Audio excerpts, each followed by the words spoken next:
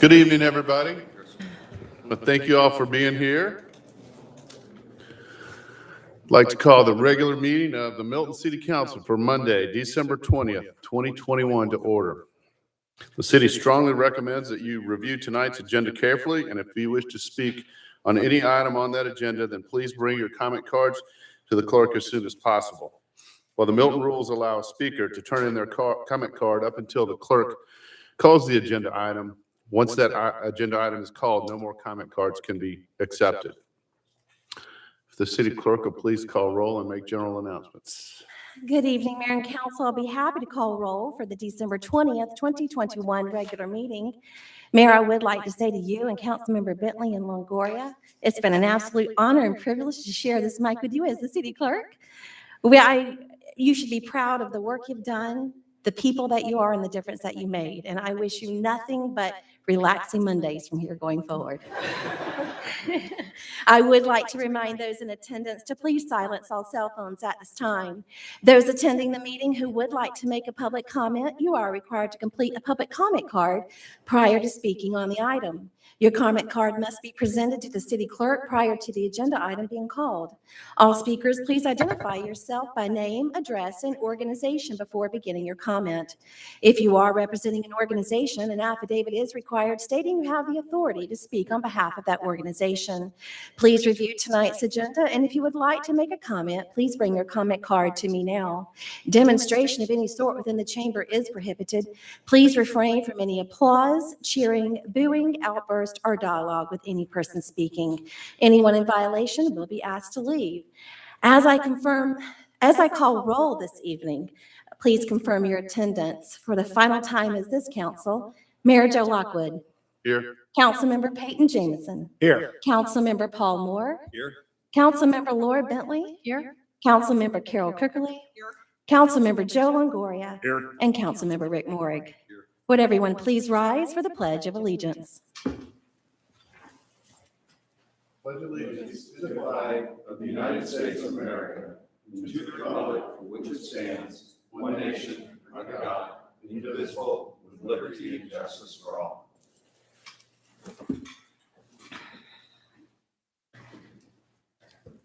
Okay, Tammy, if you'd please call the next item, the approval of the meeting agenda. Mayor, that is approval of meeting agenda item number 21364.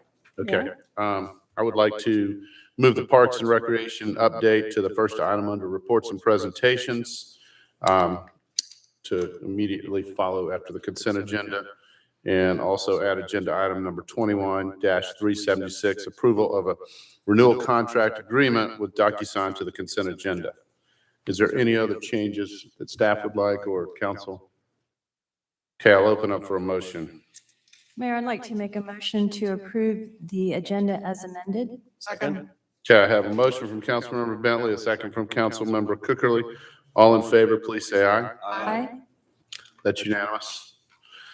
Next item is general public comment.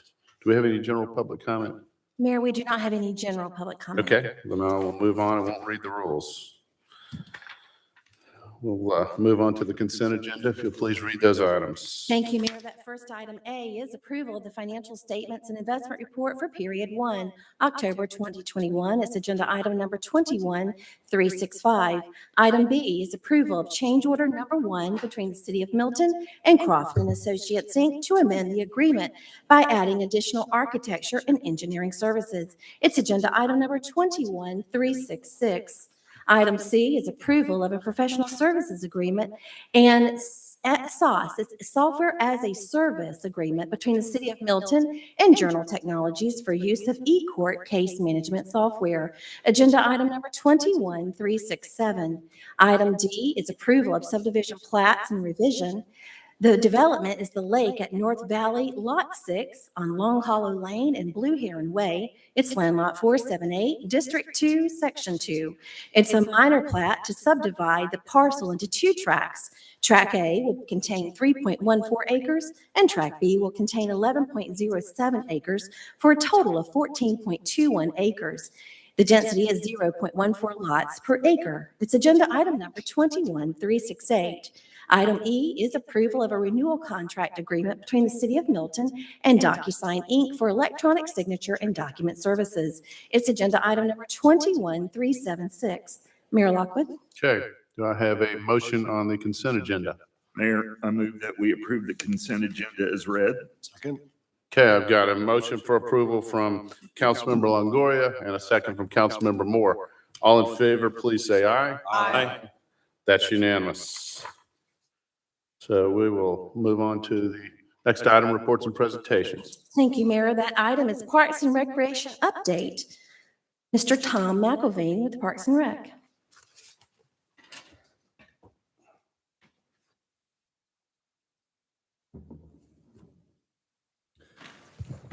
Good evening, Mayor and Council. It's been quite some time since I've been up here and given a department update. So I wanted to just fill you in on some things that have been going on. Our fall season is in the books. Every single one of our athletics programs showed growth this fall versus last fall. Some of those programs hit record numbers that they hadn't seen ever since my time here anyway. We've been keeping track of those numbers. Winter programming is currently underway. Basketball is going very well. We have our youth dance and tennis programming happening out at the former Milton Country Club. Some of our projects we've got going on, as you're aware, the former Milton Country Club, the trail and the clubhouse are approximately a month, maybe 6 weeks out from being completed, depending on weather with the trail. We're really looking at material coming into the club to finish that job up. And the most important news is that portable trailer outside the club is no longer there. So our folks our citizens that rent the tennis courts or our tennis program have a code to get into the restroom side of the building and use the restrooms on site. The Cox Road Athletic Complex with the turf fields being put in, we are finalizing the plans. We were waiting on a survey to come back to verify the plans that we're going to work. So we're weeks away from starting the construction on that. And recently, our department was recognized for an award from GRPA, the District 7 Agency of the Year, for our population range of 20,001 to 50,000. I'd like to introduce Steve Card. He is the Executive Director of Georgia Recreation and Parks Association. He's been a Parks and Rec Director for over 20 years at various cities and counties, most recently in Dalton. He has been the Executive Director with GRPA for just under 5 years. So, Steve Card. Good afternoon, Mayor and Council. Thank you for this opportunity. It's certainly my honor to be here.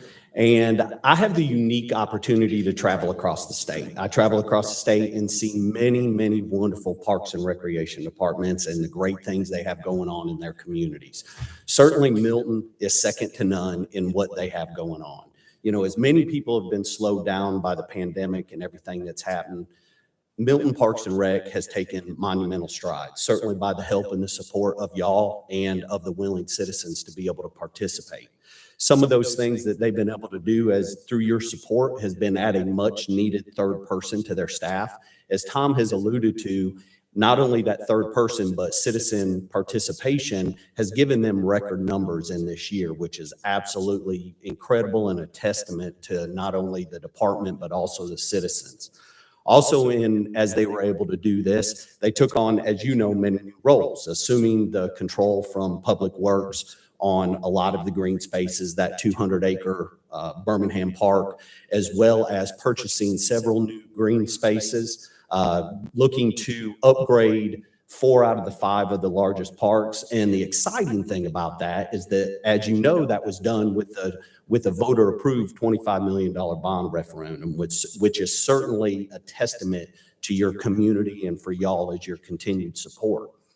As they did that and took on these new roles, they've added so many new programs that is just an array of opportunities for your citizens. They decided to jump into adult sports, which isn't always the easiest realm to jump into right off the bat. So along with some of the adult sports, as I'm sure Tom has reported on, with adult soccer, with being able to add Tai Chi, the photography program, and I hope everybody's favorite, and I hope we have some participants up here, of goat yoga. I hope you have been able to participate in that. You know, that has been some of the great things. And that has been with the collaboration, first and foremost, of citizen volunteers, which is absolutely instrumental, as well as partnerships and collaborations with schools, churches, as well as other government entities to be able to do those things. You know, the great thing about what they talk about so much in this award is their most prideful program, which is Camp Joyful Souls, and the wonderful opportunity that gives to the special needs community around here. And as we start winding down, you know, it was great to see Tom and the team of a lot of words that they mentioned throughout this program. They mentioned collaboration, innovation, transformation. But the one thing that kept coming up time after time when we were reading through this award was service to community. And their continued plight to be able to make sure that the community is serviced in the needs that they have to. And that is by offering quality of life. So in my opinion, there's no better face in a community than Parks and Recreation to help with that quality of life. You have wonderful police, wonderful fire, wonderful public works, and the other great programs and departments that you have. But in offering quality of life, you have two aspects there. You have loyalty and you have passion. Passion in this sense is the pride that people take in the city of Milton. And second is loyalty, and that is your citizen satisfaction, and that is their likelihood to recommend through a lot of these great programs and services that your Parks and Rec put on. So when these people go off for these upcoming holidays and they travel to Michigan and Ohio and California to wherever their relatives may be, I know it's your goal, and I feel that Parks and Rec is on the forefront. When they're talking to their folks, they're saying, you won't believe what's going on in our cool community. Let me tell you what Milton has. Let me tell you about goat yoga. Let me tell you about these passive parks that they do. So I think that they're at the forefront of helping you and the other departments with positive, sustainable growth throughout each and everything that you do by attracting young professionals, retaining young families, and seeing a good, positive growth continue to happen. So in saying all that, and for other reasons, I hope that you would join me at this time as one more time we congratulate the 2021 District 7 Agency of the Year, City of Milton Parks and Recreation Department. Thank you for the opportunity.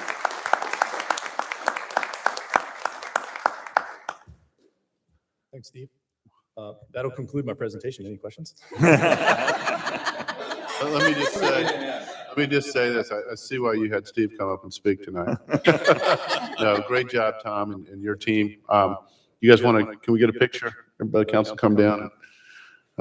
Steve and Tom.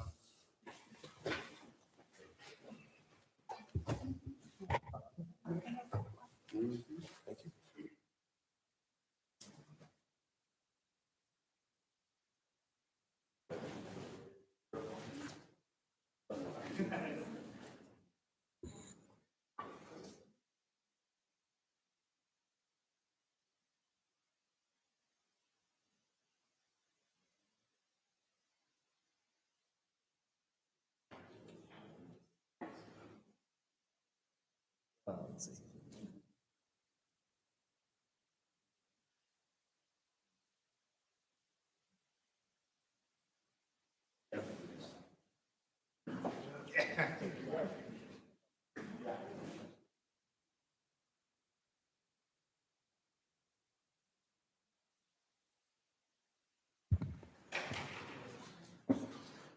Good job. All right, that's great.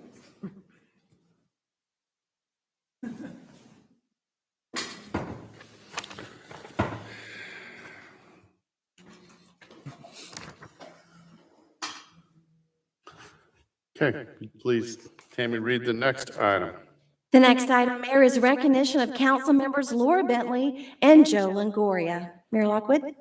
Okay, it's my honor and pleasure, and it's also bittersweet to be honoring first council member Bentley, Laura Bentley. I know you've been on council 4 years, but I really feel like I should be giving you the 15-year honor because Laura, you know, when Laura got on council, I shared with her, she's been involved with the city since day one and done a lot of good, but I also shared with her once she got on council some of old emails I'd saved that she used to write to me from the other side of the dais. So, but I do sincerely, you and your family, your husband, sister, and daughter are here. Thank you guys for your sacrifice. And Laura, thanks for everything you've done in all different capacities. And then also with the last 4 years on council. And I'm sure you'll be involved more, but thank you so much. And it is my pleasure and honor, as I said before, bittersweet, to read this proclamation and present to you. So I've got a proclamation honoring Laura Bentley for her service to the city of Milton. Whereas Laura Bentley has a long history of tirelessly serving the city of Milton and its residents. And whereas she was elected as council member to represent District 2 in 2018 and has served in that capacity continuously to this day. And whereas Laura has served for 15 years in leadership roles on numerous local school governance councils, the Cambridge High School Veterinary Science Board, and the Georgia Hunter Jumpers Association, where she was president from 2009 to 2011. And whereas, in keeping with her family's passion for the equestrian lifestyle since 2006, Laura is known for her understanding of equestrian-specific land use. She assisted the Planning Commission in the revision of tax to facilitate the preservation of large parcels, farm properties, and worked closely with gravel road residents to protect 3-acre minimums. And whereas Councilmember Bentley was a founding member of the Milton Equestrian Committee and served as the group's inaugural chairperson, she was also an ex officio member of the steering committee for the city's 2021 to 2025 strategic plan.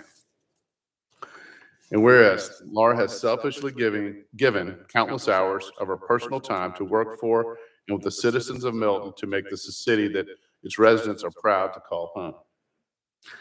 Now, therefore, we, the mayor and city council of the city of Milton, hereby recognize and with heartfelt gratitude thank Laura Bentley for her dedicated service to the city and to its citizens. And this is given under our hand and the seal of the city of Milton, Georgia, on this 20th day of December 2021. So I'd like to ask Laura's family to come forward, and if council would like to step forward, and I'll present this proclamation. And Laura, not sure if you wanted to say a couple words, but you can do that before or after if you do. I'll be happy to say a few words. Thank you very much.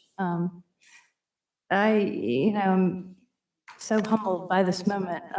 I wanted to serve because Milton is a treasure. And when we moved here, our family just embraced the lifestyle of farm life, and it became my passion. And so my service here has been such an honor to represent the citizens and make a contribution in a small way to keep this place special. So it's been a privilege to sit up here, and I want to thank my family. I didn't know you were coming. My sister's here, and she is standing in for my mom, who was embarrassingly proud that I was on the city council. So thank you. You're sitting in a chair that I know she would be sitting right next to you, and it's odd that it's empty, but thank you for being here. And I want to thank my husband and my family and for all their support, especially campaigning, which is really humiliating and embarrassing. So thank you for doing that for me. I want to thank the citizens of Milton for putting me up here. It's their vote, and it's humbling to be part of this and know that I was voted to be here. I want to thank the staff.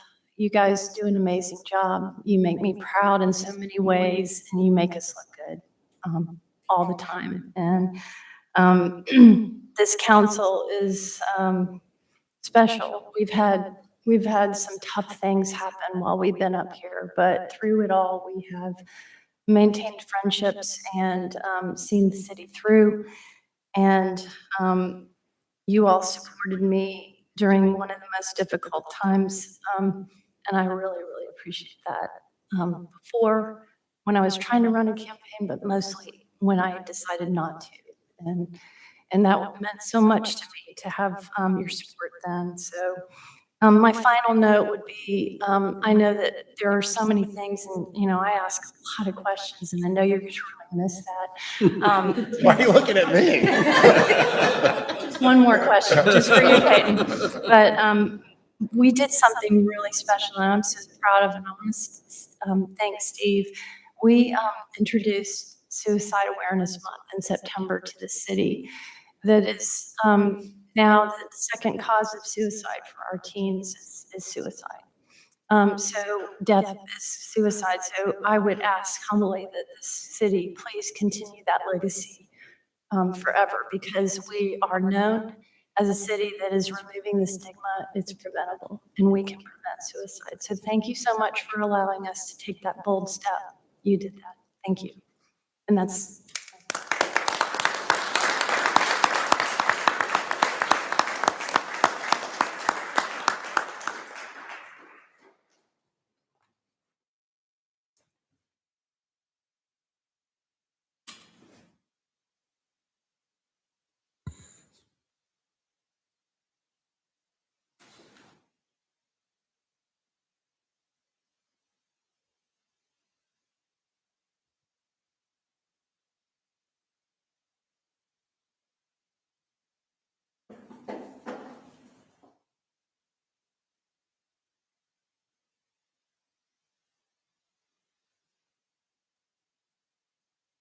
Now also, before, we want to, got a plaque here that says, Laura Bentley, our heartfelt gratitude for your service to the city of Milton, commitment as a member of the Milton City Council. Thank you, January 1st, 2018. Got this key to the city. If it's anything like mine, it doesn't work.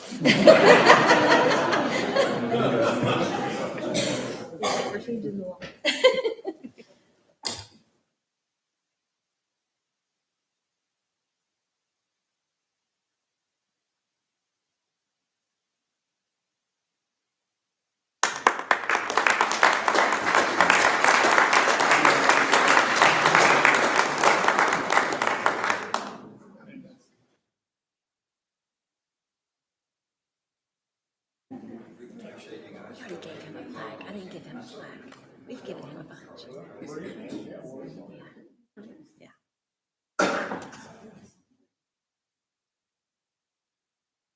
Yeah. I wrote mine down because otherwise I'll drift off.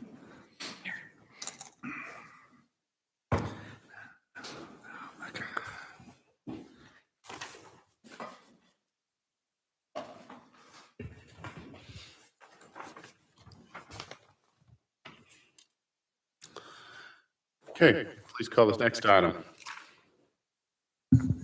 Merit's recognition of Joe Longoria. Okay. And again, Joe, this is bittersweet. It's a privilege and an honor.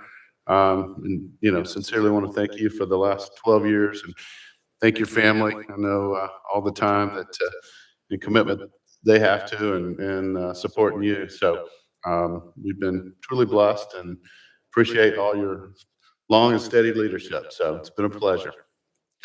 So I have a proclamation here honoring Councilmember Joe Longoria for his service to the city of Milton. Whereas Joe Longoria has been a resident of Milton since 1998 and has a long history of tirelessly serving the city of Milton and its residents. And whereas he was elected as city council member to represent District 3 in 2009, 2013, 2017, with this year ending his final term of service to the city of Milton. And whereas from 1998 to 2005, he served as a troop leader and a commissioner with the Boy Scouts of America and has served on numerous boards and committees for the Boy Scouts within the Atlanta Area Council.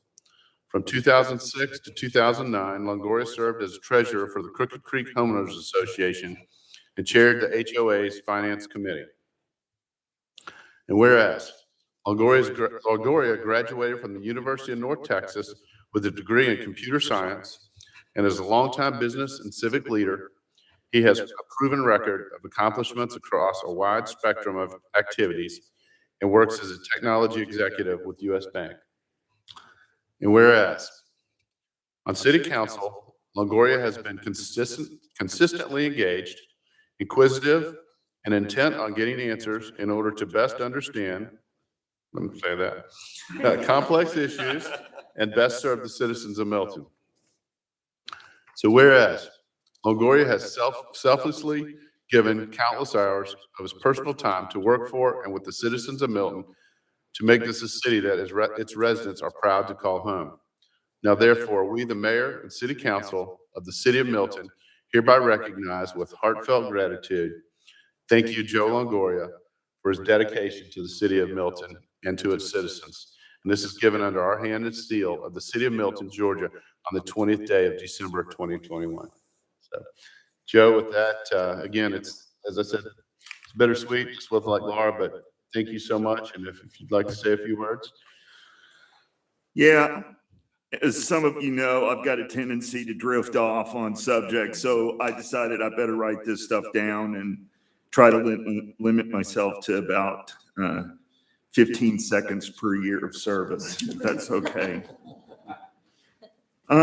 It's difficult to put into words what the past 12 years has meant to me and the time that I've spent on city council. But I guess it would start with the words of thanks for the individuals who've enabled me while I was serving the city. To the citizens of Milton, as an elected official, it's nothing short of humbling to think that there were people who placed their trust in me and worked hard to see that I was elected. As many of us can attest, being elected is not an individual effort. It requires support and effort from many. I was fortunate to gain that support, and I can only hope that my efforts proved worthy. I thank you for your support and trust.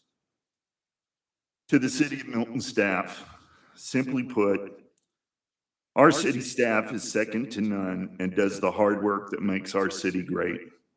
When we think of our accomplishments, it's the work of the staff that turns vision into reality. We should all be aware that there is this dedicated group of people who wake up every day and work hard to make Milton the most desired address in the state of Georgia. Thank you, Stephen, Stacy, and the entire staff for the work that you do and the support that you provided me while on council. To my delegates on the various committees and boards serving this city, this group of individuals goes above and beyond by volunteering their time and talent to assist in specific areas of interest and dedicate themselves to the tasks that are part of this work. For the Board of Zoning Appeals, Kim Keller and Nancy Plisnarski, Digital Design Review Board, Laura Wysong and Michael Stevens, Equestrian Committee, Tony Rich, Parks and Recreation, Scott Stahusky, Planning Commission, Jan Jacobus and Chris Doty, and the Comprehensive Planning Committee, Steve Smith and Mark Arrington. I will always be grateful for your services and willingness to support the city of Milton. To my fellow council members, successful government requires many important elements, and one of the most important is a diversity of ideas, thoughts, concerns, and opinions. In my 12 years, I've been impressed by our council and your willingness to share that level of diversity on a regular basis, and to both speak out and listen to alternative ideas and concerns. Peyton, Paul, Laura, Carol, Rick, thank you for both your service to our city and the patience that you have shown in dealing with my never-ending questions and counterpoints. I would also like to add to this list Karen Thurman, Julie Zonner-Bailey, Matt Kuntz, Bill Lusk, Bert Hewitt, Lance Large, and Alan Tart, all of whom I had the honor to serve with on council. To Mayor Joe Lockwood, orchestrating and guiding the city through its startup and growth is nothing short of a monumental accomplishment. Your leadership is a principal ingredient to our city's success. Thank you for being our leader for the past 15 years and in helping me contribute to this important work. Last but not least, I want to thank my family, my wife Brenda, my children Jennifer, Joseph, and Jason. I laugh when I tell folks that when I first ran for council, I identified as Brenda Longoria's husband. But that laugh is related to how true that statement is. Any success that I've enjoyed on council has been enabled and empowered by the love and support that I receive from my family. I won't take time to list the things that I'm proud of while I was on the council, partly because the list is long, partly because I'm afraid I'm going to miss something important, and partly because the list is the product of many individual efforts, of which I was only a temporary participant. The beauty of the city and its government is that it is never stopping and ever evolving. Elected officials come and go, but the council and the city are permanent. The job of a council member is to contribute to building something that is never finished and will always need work. As I said at the start, being elected to public office is nothing short of humbling. I leave with the knowledge that our city is thriving and in the hands of individuals that share a common desire to see our progress continue. Milton is a great city. I'm proud to be one of its citizens. Thank you.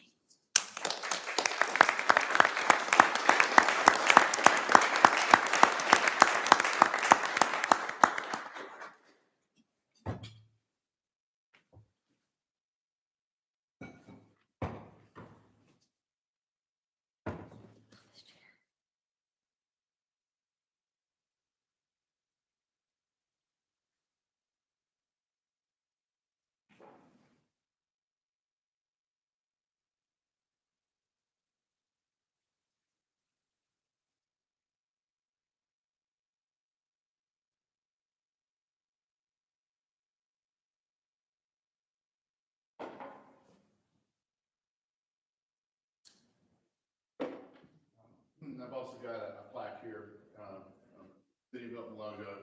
Joe Longoria, our heartfelt gratitude for your service to the city and for your commitment as a member of Milton City.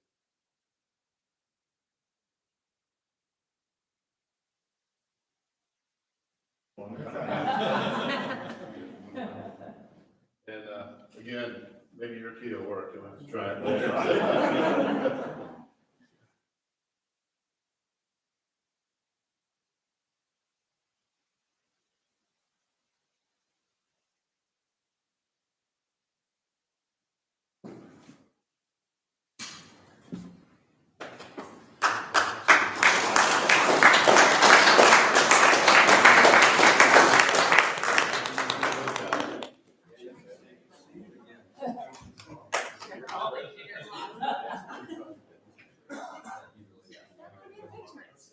In the background.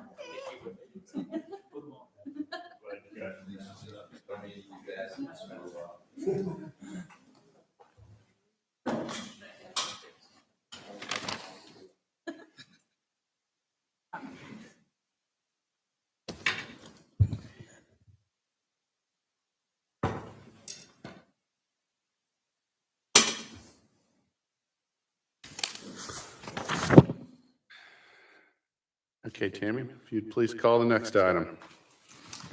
Mayor, that next item is a proclamation and recognition of Mayor Joe Lockwood. Councilmember Peyton Jamison. Thank you, Tammy. So Joe, you've been on the other side of these for 15 years. And I don't think we're going to be roasting you tonight, but we want to just say thank you. You know, you represent the very best of Milton and the very best of what a true public service person is. I want to thank you for everything you've done for me, for this city council, past city councils, and everything you've done for this city. Everyone has been lucky enough to meet you and call Milton home. And so it is my honor to kind of go into this and read a proclamation for you, and each one of our council members will read it. So this proclamation is honoring Mayor Joe Lockwood for his service to the city of Milton. Whereas Joe Lockwood settled off Doris Road with his wife Dawn and their 3 children, setting roots in a community he would end up changing forever. And whereas Joe launched his first ever bid for public office when he ran to become Milton's mayor in 2006 and won, just like he'd go on to win re-election 3 times. And Whereas Lockwood wisely, patiently, and ably steered the city of Milton from its start from scratch to become the efficient, modern, widely admired city that it is today. And Whereas Joe has earned a reputation throughout Milton as someone always willing to lend an ear, go the extra mile for citizens, and act with the city's best interest in mind, and Whereas his calm, friendly, rational leadership has helped the council navigate ups and downs, address difficult issues, and make pivotal changes to shape Milton for the better. And whereas Joe never shirked from responsibility, sought out attention, or relented from forging a consensus to find workable solutions. And Whereas Joe Lockwood epitomizes the very, what was that? Excuse me. As you know, I'm following in Joe's footsteps. Ask him to say Arboretum. So, But not. Arboretum, Joe, that's an inside joke. I always have to tell staff sometimes to dumb them down a little so I can read. Now, where did I leave off here? the word epitome. Epitomize. All right, got it. The very best of what a public servant should be and leaves a legacy that will resonate in Milton for generations. Now, therefore, we, the City Council of the City of Milton, hereby recognize and with heartfelt gratitude, thank Joe Lockwood for his dedicated service to the city and to its citizens, given under our hand and seal of the City of Milton, Georgia, on this 20th day of December 2021. And now I will hand it off to Joe, and I will ask for you to keep the remarks shorter than they were a few weeks ago. Oh, thank you all. You know, I really appreciate all the kind words, and in case I'm ever getting a big head at all, Tammy just kind of reminds me that, I asked her, I said, I wanted a red velvet cake. I requested, and she told me it was some kind of chocolate swirl, that's what the majority of people wanted. You're ending, I'm not. Ooh, nice. I gotta keep it straight. First of all, I want to thank each and every one of you, Peyton, Paul, Laura, Carol, Joe, Rick, on our current council. Also, I echo, as Joe said, our past council members. You guys have been great. You've been great to work with. Obviously, we've had our challenges and our ups and downs, but we have a lot to be proud of, what we've all accomplished. And when I say accomplished, I as mayor, a lot of times I get accolades and people say, well, you should be proud. And what are you proud of with the city? And you guys have done so good. And I sit there and I reflect on that. And it's not only these guys that are sitting up here with me and as well as the past council, but certainly want to thank our families that are here tonight, and my family, my wife Dawn and my son Charlie are here. Thank you for being here. You guys know the sacrifices, as these other folks know, with your loved one in politics, elected office. But it's amazing, the team, and again, as everybody else has said, but I just got to recognize our staff, and not just those that are sitting up here. Every one of our staff. It's amazing how people, a lot of times they have don't think real highly of government staff and folks that work for city or municipality, but you guys are just awesome. And when someone tells me how great the city of Milton is and I should be proud, the first thing I think about is maybe I'll take 1% of that compliment, and then the council, another bigger percent of that. But really, it's our staff that they work so hard and are such quality people and give so much, that I want to thank each and every one of you, as well as I want to thank just our volunteers and our folks that are on boards and serving to help the city. That's what makes Milton such a great place. We've got so many committed citizens that get together and put in time and effort because they love our city. And also our citizens. We've got a great engaged citizenry here in Milton. And when you look around, I would have never thought 15 years ago that we'd be sitting here in the city of Milton would be such a prime place to be. I used to laugh about when Dawn and I first moved here. Everybody said we moved out in the country, in the boondocks, and they'd say, "Are you in Tennessee?" And everybody that lived in Atlanta or inside the perimeter thought, they were better than us. And it's just, it's interesting now to see where everybody wants to, Milton is the place everybody wants to live. So with that being said, I'm proud to have been a small part of a big team. And thank you to all of you guys' help, and to all of you in the audience, all of the citizens that aren't in the audience, as well as volunteers. And I just sincerely thank you. And if any of the other families here tonight, I know after this proclamation, we're going to have cake and all. If you're like my family and you have this question in your mind, when can I leave? You guys can leave after the cake. Thank you, guys.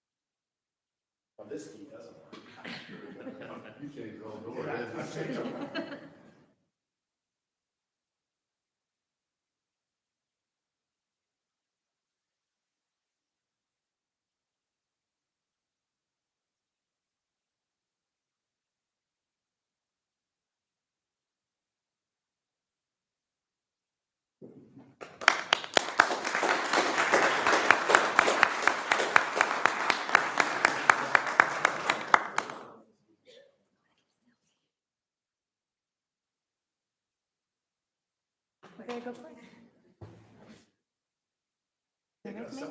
She's always taking a selfie. Wait. Trying to get there. She's got like a selfie book. We're gonna take, right? Yeah. We're gonna break for about, Do we need to do anything process-wise?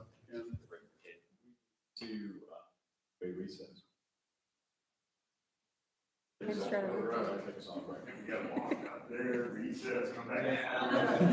gotta make the cake official.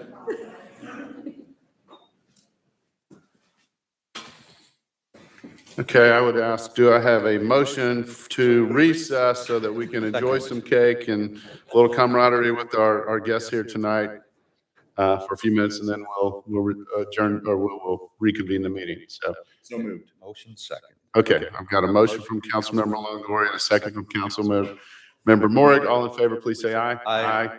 That's unanimous. Let them eat cake. I wouldn't go back down.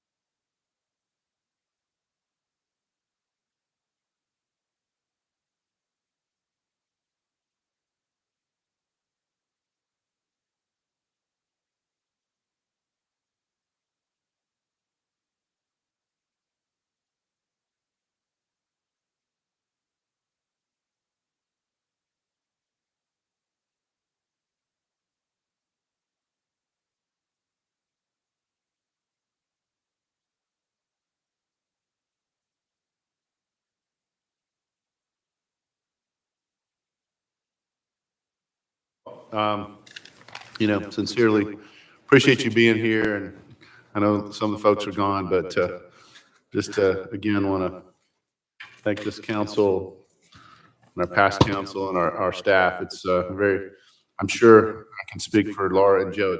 It's bittersweet. So it's an honor to have been sitting up here, and we'll miss it, but also I feel very confident that those of you that are still sitting up here and our staff and all that, we're lucky to be leaving Milton, such a great place. And I'm confident you guys and the new council will all work together along with our staff and continue making us proud as citizens in the future. So thank you guys. All right. There's no items. Well, I need to, what's the term I'm looking for? I need to reconvene the meeting. Do I have a motion to reconvene? So moved. Second? I have a motion and a second to reconvene. All in favor, please say aye. Aye. That's unanimous.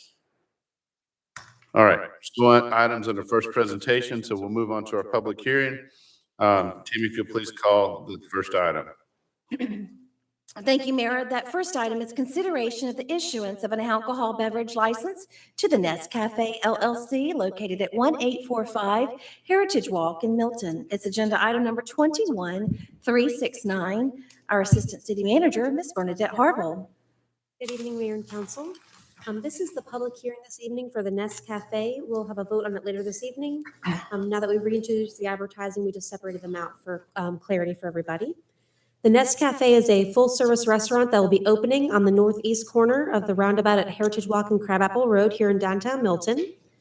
The restaurant qualifies as an eating establishment, and the application before you is for consumption on premises of wine with Sunday sales. Here's a picture of the advertising that was taking place by code enforcement. And here's that map we have of downtown Crabapple, downtown Milton. And you can see the location of the business right here on the left-hand side of the map at the corner of the roundabout. The applicant is in compliance and staff is recommending approval later this evening during new business. Okay, do we have any public comment? We do not on this item, Mayor. Okay, I'll close the public hearing on this item. Is there any discussion from council? Okay, I'll move on to I'm sorry, A quick Paul. question. Bernadette, in looking, this Nest is going to be like, Nest Cafe is going to be like several of the others that are around town. Is it part of a larger group? Or is it going to be a single proprietor separate and apart from the ones that we already know from around town? The owner I spoke with also runs the one in Alpharetta. I'm not sure if there are other locations other than that one, but he spoke about the restaurant currently existing in Alpharetta. And of course, it's not open yet, so we can't look at a menu that they're intending to present. Will it be something similar to the other menus that we've seen from the other Nests? It's my understanding that it's the same, and when they turned in their paperwork, their anticipation is to have about 90% of their revenues coming from the food sold, and then about 10% from the alcohol from wine. And it was interesting because I was looking at the other menus, it's going to be anything like that. The only alcohol-related item I saw on the menu was a mimosa. Correct, that's And the it same was like, is presentation we this received. all about a mimosa? Is it? It was presented to us that mimosas are what they sell with their breakfast items. They would Okay. be allowed to sell wine though, so they have the ability to sell other wine, but they were saying mimosas is what they regularly serve with their food. And do you know, is it their intention to still be primarily like a breakfast and or lunch place, or are they also going to be open for dinner? I'm not sure about the hours that they will be open. I apologize. Okay, no worries. Thank you. I was here earlier this evening, but I don't believe the owner. Oh. You wanna come up? Is-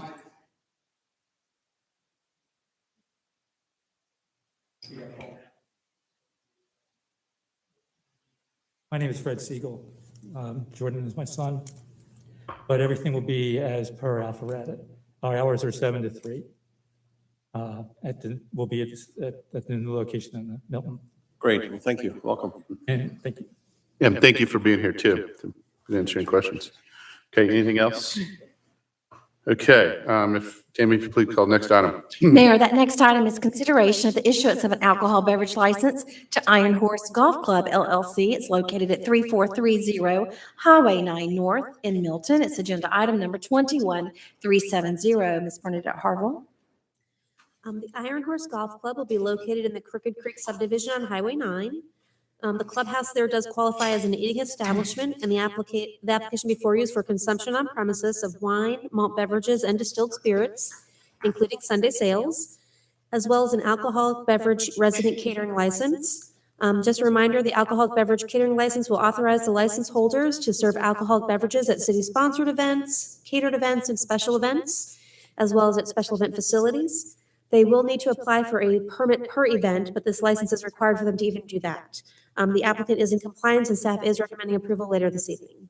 And again, here's the advertising that they had and code enforcement did take a picture of. Okay, do we have any public comment? Not on this item, Mayor, no. Okay, I'll close that hearing. Any questions from Council Joe? Bernadette, so you said this is the name of the establishment, or is this just the holding company or the LLC that operates it? This is the company that we require to apply based on the, who's in charge of serving the alcohol and running the. Okay, the I'm just clubhouse. laughing because I live in the neighborhood and I haven't heard that name, so I was a little worried that something else went on that I didn't They're know in the about. process of closing. I believe their closing was delayed further than they had originally anticipated. The new ownership is trying to get into compliance so they can be running on day one. Okay, cool, thank you. Absolutely. All right, you'll please sound the next item. Okay. Mayor, that next item is consideration of a resolution to enact an emergency moratorium on the acceptance of new alcohol applications for breweries, microbreweries, distilleries, microdistilleries, and consumption on premises other than incidental services, BYOB, farm wineries, golf courses, hotels, special event facilities, or eating establishments, and acceptance of applications for development permits, building permits, rezoning modifications, variances, use permits, warrants, or any other permit provided in the zoning ordinance for use of property for craft beer and/or wine markets, limited tap establishments, limited services restaurants, and consumption on premise other than incidental service, BYOB, farm wineries, golf courses, hotels, special event facilities, or eating establishments in the city of Milton. It's agenda item number 21371. Ms. Bernadette Harville. The moratorium before you is a supplement to the existing 120-day moratorium that was approved on October 4th, 2021. And I appreciate legal's help ensuring that we didn't miss anything as we work through these changes. The original moratorium applied to the acceptance of alcohol applications for craft beer and/or wine markets, limited tap establishments, and limited food service restaurants. This supplement includes consumption on premise at breweries, microbreweries, distilleries, and microdistilleries, and other establishments that do not qualify as those listed by Tammy in the introduction. This moratorium will not impact any of the businesses that are currently have an application along in the process in any of those ways. If you have a warrant, you can proceed. If you have an alcohol beverage license, you can proceed. If you have one of the development permits, you can proceed, and nothing will stop them from going through the entire process. The supplement also includes a moratorium on related development permits, building permits, zoning applications. So anyone coming into the city, applying to have a business that intends to have consumption on premise and does not qualify as an eating establishment, as we talked about in the joint work session between the planning commission and council, will not be able to open up a new application process with the city. Please note this emergency moratorium is for 32 days. If approved, this will give staff the proper time to advertise a single moratorium that will combine that original one from October, as well as this supplement before council on January 19th to provide adequate time for adhering to the zoning procedures required to address the creation of new use permits for consumption on premise establishments that do not qualify as those eating establishments. I'll be happy to answer any questions. Okay, first off, do we have any public comment?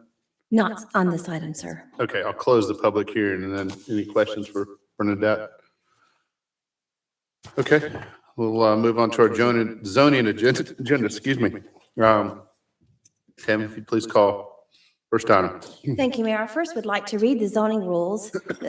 When the council considers the zoning agenda, the items usually include zoning petitions, modifications of zoning, use permits and associated concurrent variances in addition to ordinances, resolutions, and text amendments. I would like to acquaint you with some of the rules and procedures for this meeting, which includes a zoning agenda. The applicant and all those speaking in support of an application will be allowed a total of 10 minutes to present the petition. The opposition will also be allowed a total of 10 minutes to present its position. If time remains, the opposition will be allowed to rebuke. The applicant may choose to save some time for the rebuttal following the presentation by the opposition. Since the burden of proof is upon the applicant will be allowed to make closing remarks, provided time remains with the allotted time. Those called to speak will be taken in order that the speaker cards were received by the city clerk prior to the beginning of tonight's meeting. All speakers will identify themselves by name, address, and organization before beginning their presentation. The Planning Commission has heard the rezoning agenda items, and their recommendations have been forwarded to the mayor and city council for consideration and disposition. The applicant shall not submit material to the city council during this meeting unless requested to do so. All material that you wish to be reviewed by the council in consideration of your application should have already been submitted to the Community Development Department and is included in the normal distribution of packages to the council. When an opponent of a rezoning action has made within 2 years, immediately preceding the filing of the rezoning action being opposed, campaign contributions aggregating $250 or more to a local government official of the local government which will consider the application, it shall be the duty of the opponent to file a disclosure with the governing authority of the respective local government at least 5 days prior to the Planning Commission meeting. A violation of relevant state statute constitutes a misdemeanor. Therefore, if you have contributed $250 or more to a council member and you have not filed a disclosure prior to the Planning Commission meeting, the city attorney strongly suggests that you have someone else speak for your point of view. Our first zoning item this evening is consideration of a text amendment, RZ 21-14, to Chapter 64, related to business license to serve and sell alcohol as required in Chapter 4, alcoholic beverages. It's agenda item number 21357. Ms. Robin McDonald.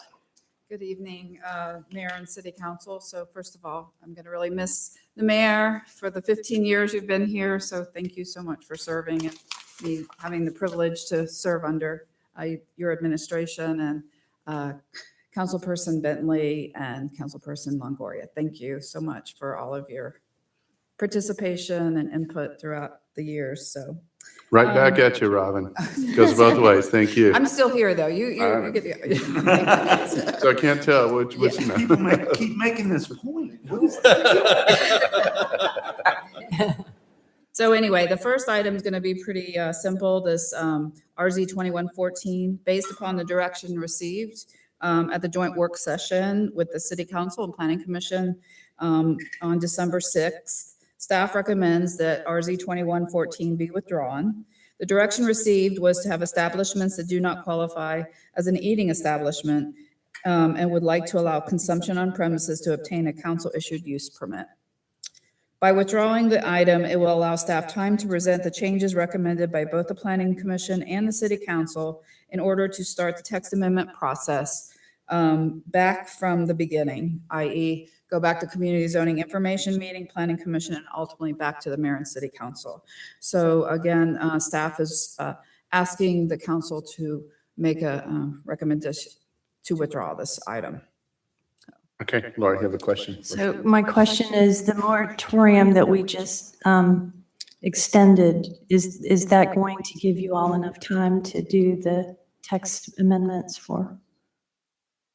Exactly what Ken just whispered. The 32-day one is going to be extended up to another 120 days. And that should give us plenty of, it shouldn't take us 120 days, but it'll give us plenty of time to be able to do that.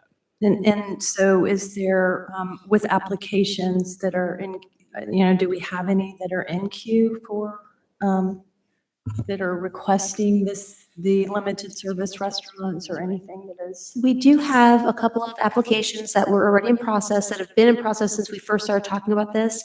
1 or 2 craft beer and/or wine markets that are pending, deciding one is going to continue and one that's in construction. And we have our microbrewery, micro distillery that is in construction, and they are all excluded from the moratorium and allowed to continue. Okay. That's my question. Thank you. Okay. Do we have any public comment on this? We do not, Mayor. Yeah, I'll close the public hearing part, and then does anybody else in the council have any questions or comments on this?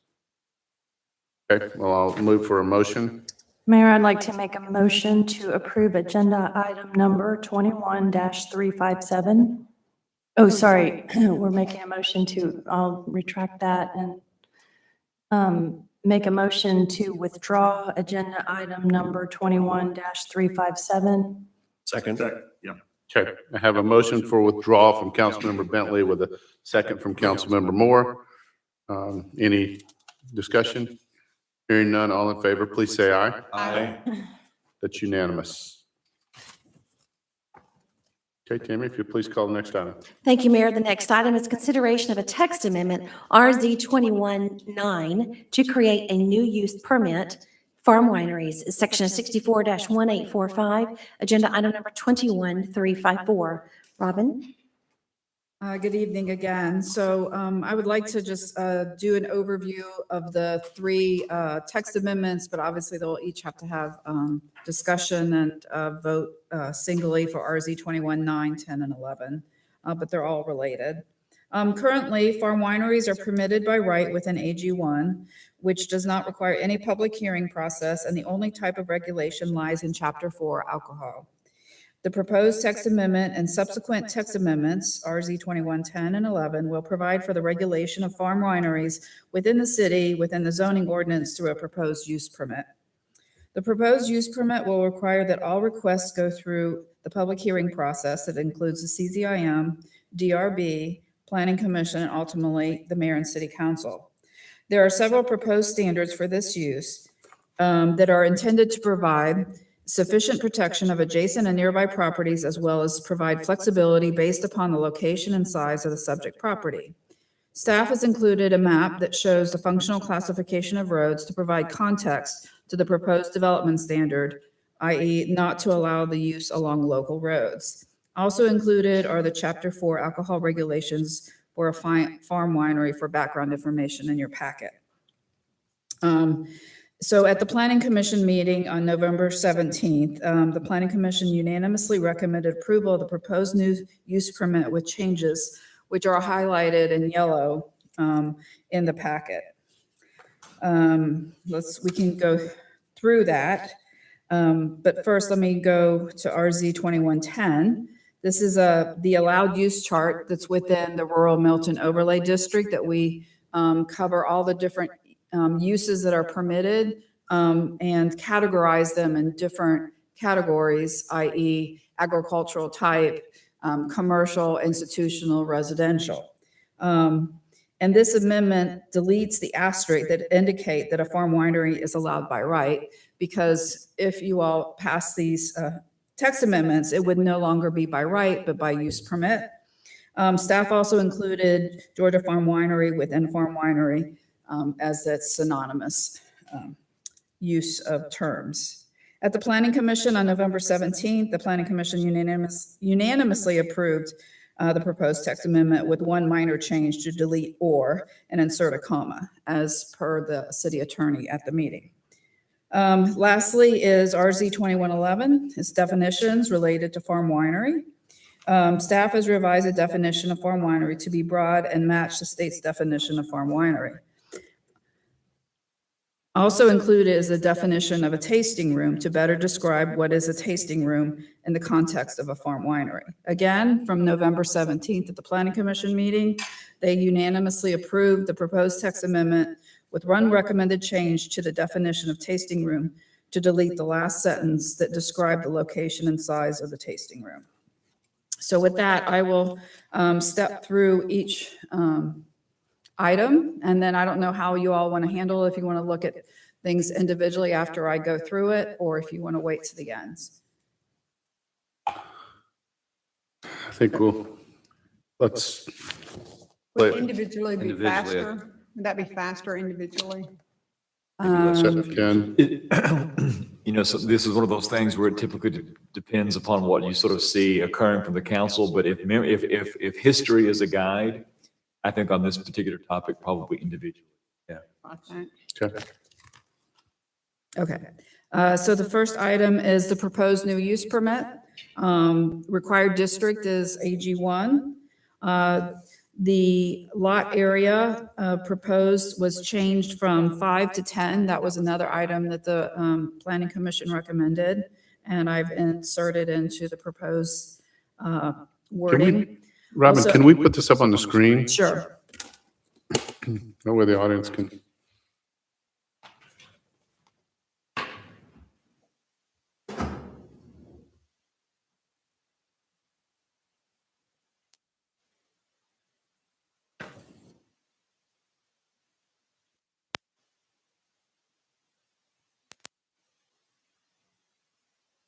Thank you.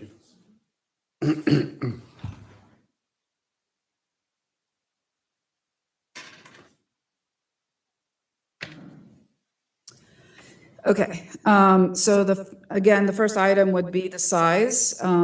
We've recommended 10 based upon the Planning Commission input. Permitted curb cut access shall not be allowed from a local street as set forth in Exhibit A, which is the next page. That's just a graphic of what is considered arterial, major collector, minor collector, and local road. Going further, in regards to parking areas must be constructed of concrete, asphalt, and/or gravel, or as approved by the Department of Public Works or other materials that prevents erosion of the parking area.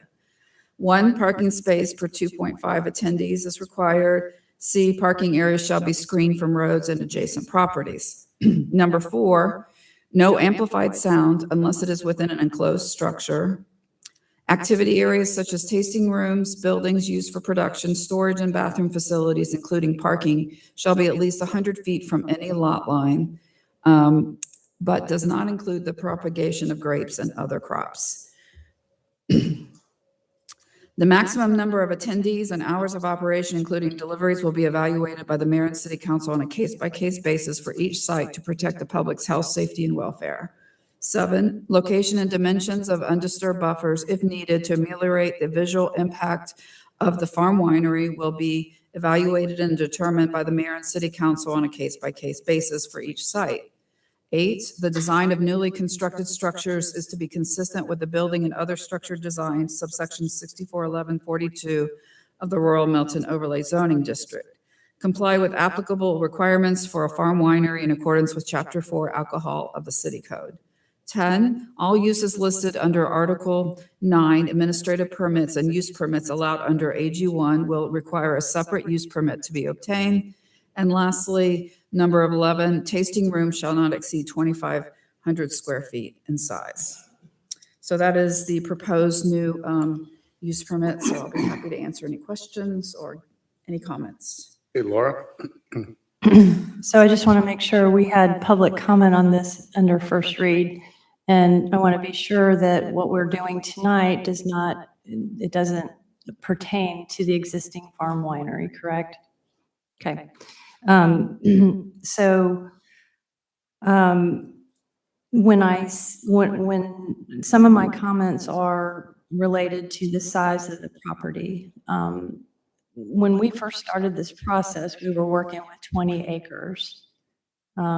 And it went down to 5, and now it's back up to 10. So after experiencing our first farm winery, I would hope that, this agricultural use, we obviously all support.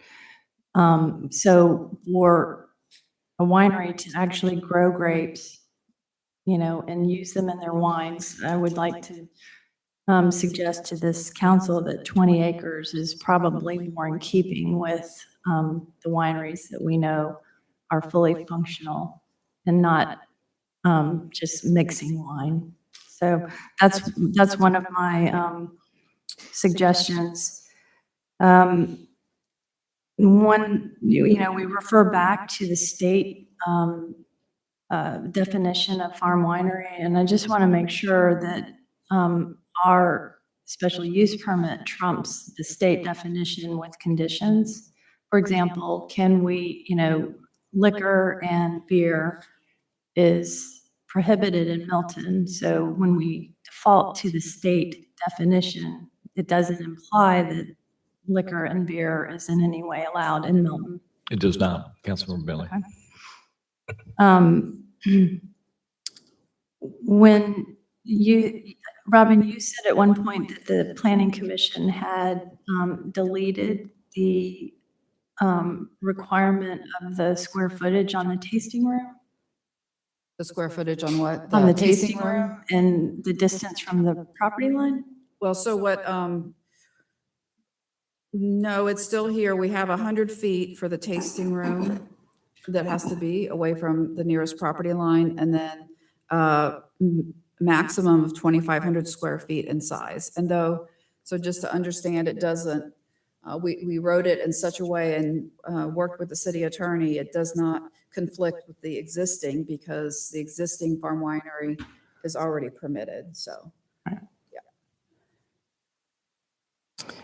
Just to understand the process, so so an applicant comes in and they want to have a farm winery. So a sign will go up that says, that's a green, yellow sign, and that goes on the property? Correct, or- that's part of the zoning notification is a Okay. sign for So- the use permit. Okay, so where does so the whole process of the special use permit has to be complete before the alcohol license is secured, correct? That's correct. And once the use permit is issued, they will be eligible to apply on the alcohol side. And then if they comply with all the alcohol regulations, then the white sign will go up for the public hearing for the alcohol license. Okay. So one thing that I was worried about when we say that, we struck through on 9, comply with applicable requirements for a farm winery in accordance with Chapter 4 alcohol of the city code. It's struck through unless otherwise conditioned to be more restrictive by the mayor and council. So what we would want would be the use permit to override Chapter 4. That's what I would suggest. Robin, do you know what the intent behind the planning commission's thought process was on So striking originally, that? when I put in that language, I was trying to refer to exactly that situation of the previous issuance of the license for the current farm winery. So, The current farm winery, the one that we have today. right, because from my understanding is when it was approved, or there are, if you want to speak to that, that there are not special, but the definition in the alcohol is in compliance with what they have. But what I'm saying, I was trying to say was that for future farm wineries, for the use permit to trump the alcohol license, but the city attorney pointed out that that line was not needed. It's not. I mean, these are the baseline criteria by which the council will be reviewing the use permit. But it does not negate the ability of the council to add conditions to that use permit, just like you do with any other use permit or any other zoning, and they're going to be controlling whether that language is in there or it's stricken. Okay, so if in Chapter 4, it says the hours are till 6 o'clock on Sunday, and a new farm winery comes in with the special use permit, the council conditions it to be closed at 4 o'clock on a Sunday. Okay, I just want to make sure. So I feel that as if with this winery, I would really like for the council to consider that some percentage of the grapes that are grown on site should be used in the product that is being sold there. That's more challenging. Reason I'm thinking that is just trying to square that with operation of the definition. So. And can I offer something to think about in that? Yeah, As you ponder it. Spitballing. So one of the things that caught my attention as well, and my concern was, the intention is to preserve land in an agricultural type of use, which is what the growing of the grapes is going to be. Yep. If you don't include some component of their own production on property, it could be for perpetuity that they never grow a grape on the property. And all of the blending that's taking place there, which becomes a commercial operation, is being brought in by heavy equipment. It could be big trucks, could be smaller trucks, could be whatever. And you're adding stress on the infrastructure that is intended to not be there at all because you're trying to preserve the land as an agricultural use. So it almost becomes counterproductive to not introduce some kind of requirement for a percentage of the wine coming from the actual property. Right. So all I can tell you is this, state law has a fairly clear definition of what constitutes a farm winery. And I think heretofore,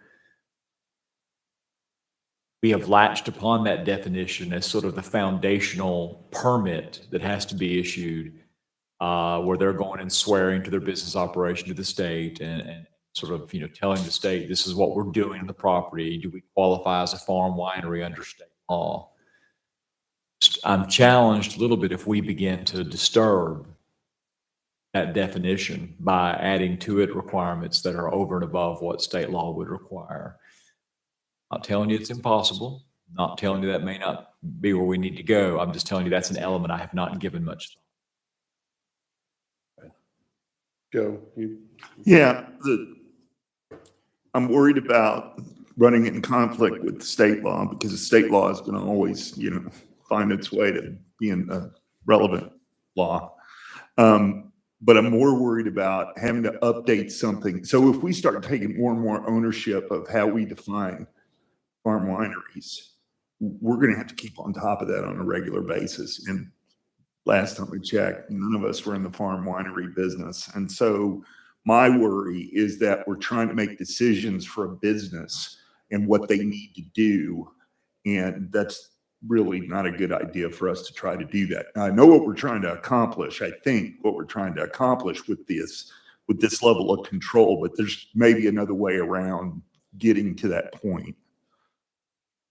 Oh, yeah, I think you make a good point, Joe. What we have to remember is there's a state definition of a farm winery, and there's what we'd like to be a Milton definition of a farm winery that can be different. I get the farm winery definition for North Georgia when you may have 60, 80, 100 plus acre entities with no neighbors, nowhere nearby, that makes any sense. Where we were trying it originally at one point to blend two things here, right? Preservation of green space. We all thought farm winery should be a great example until we bumped into one that wasn't a great example. So now, because we're a bit gun shy, that we are concerned about putting some of those protections in. So, Ken, back to the question of state law trumping our law. When we put restrictions on the number of acres that have to be included in order for that use, that zoning, does that run afoul of state laws as well, or? No. And while I'm sitting here thinking about it, I do think we have some flexibility. Because you're right. We can't define a farm winery in a way that is more loose than the state law. So I think we can all agree on that.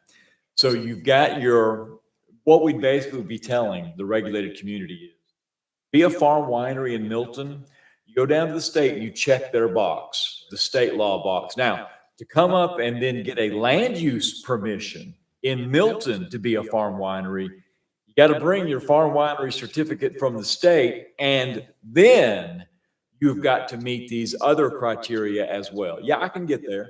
Again, it's not built into the code yet, so I haven't had a chance to look at it. But from a paradigm perspective, yeah, I think we can get there. I like the way you're thinking. Rick? I guess what you said there, Ken, I can get behind, tying into what Paul and Laura had said.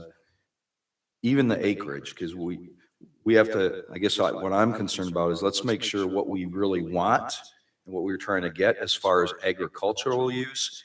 I wouldn't want to have someone sign up to have a farm winery and it's really a mixology group. And they may take concentrate, 40% of grapes or fruit concentrate from Georgia, but then they just mix it on that property. I think the idea was, like they had said earlier, we want to preserve the land and it's an agricultural use. Mixing concentrates isn't necessarily. I agree with that, but remember the definition of farm winery under state law talks about this 40% of its annual production from agricultural produce grown in Georgia, where the winery is located. That has nothing to do with growing the product, growing the grapes on the property. In fact, it's actually the next subparagraph where you get into what you actually do on the property that doesn't involve mixing grapes. And that just says, is located on premises, a substantial portion of which is used for agricultural purposes, including the cultivation of grapes, not exclusively the cultivation of grapes, not only the cultivation of grapes, but could include the cultivation of grapes as long as other agricultural uses as well. So really it's winery associated with the farm is probably a better way of saying the farm winery definition. So it couldn't just be a pasture that you're not doing anything with it, no equestrian, nothing else. It can't just be a plot of land where we put a wine tasting room and we produce and mix. That I think is the concern I'm hearing, is that's not kind of what we'd like, at least what I'd like to see as far as what a winery would be within Georgia. And the concern is how we word this determines really we don't know what people are going to come forward with. So how can we clarify so people truly understand this is what we're looking for when it comes to farm wineries within Milton? This is the desired type of business. It is desired, but it's always, it's permissible. I mean, it is what it is. I think our control feature is on the size of the lot. It's unfortunately, it's not how much they grow and mix, because they could have chickens.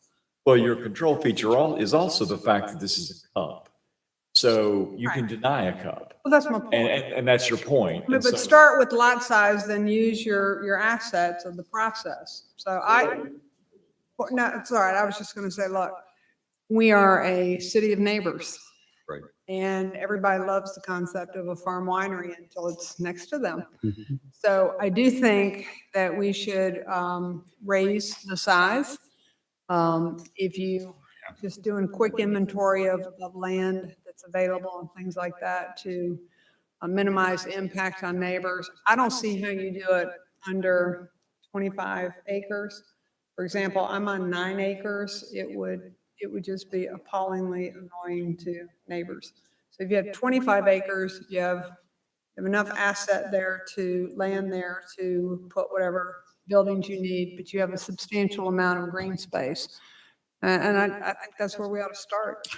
You know, if you don't mind, I certainly understand where everybody's coming from. And this is it's kind of a tough subject because, you know, if any of you, I'm sure a lot of you have been to wineries in California and whatnot. And the reality is most of them are the same way. They don't, if you ask, you know, some of the big major ones you go to and they have like 5 acres and you're like, how do you produce all this?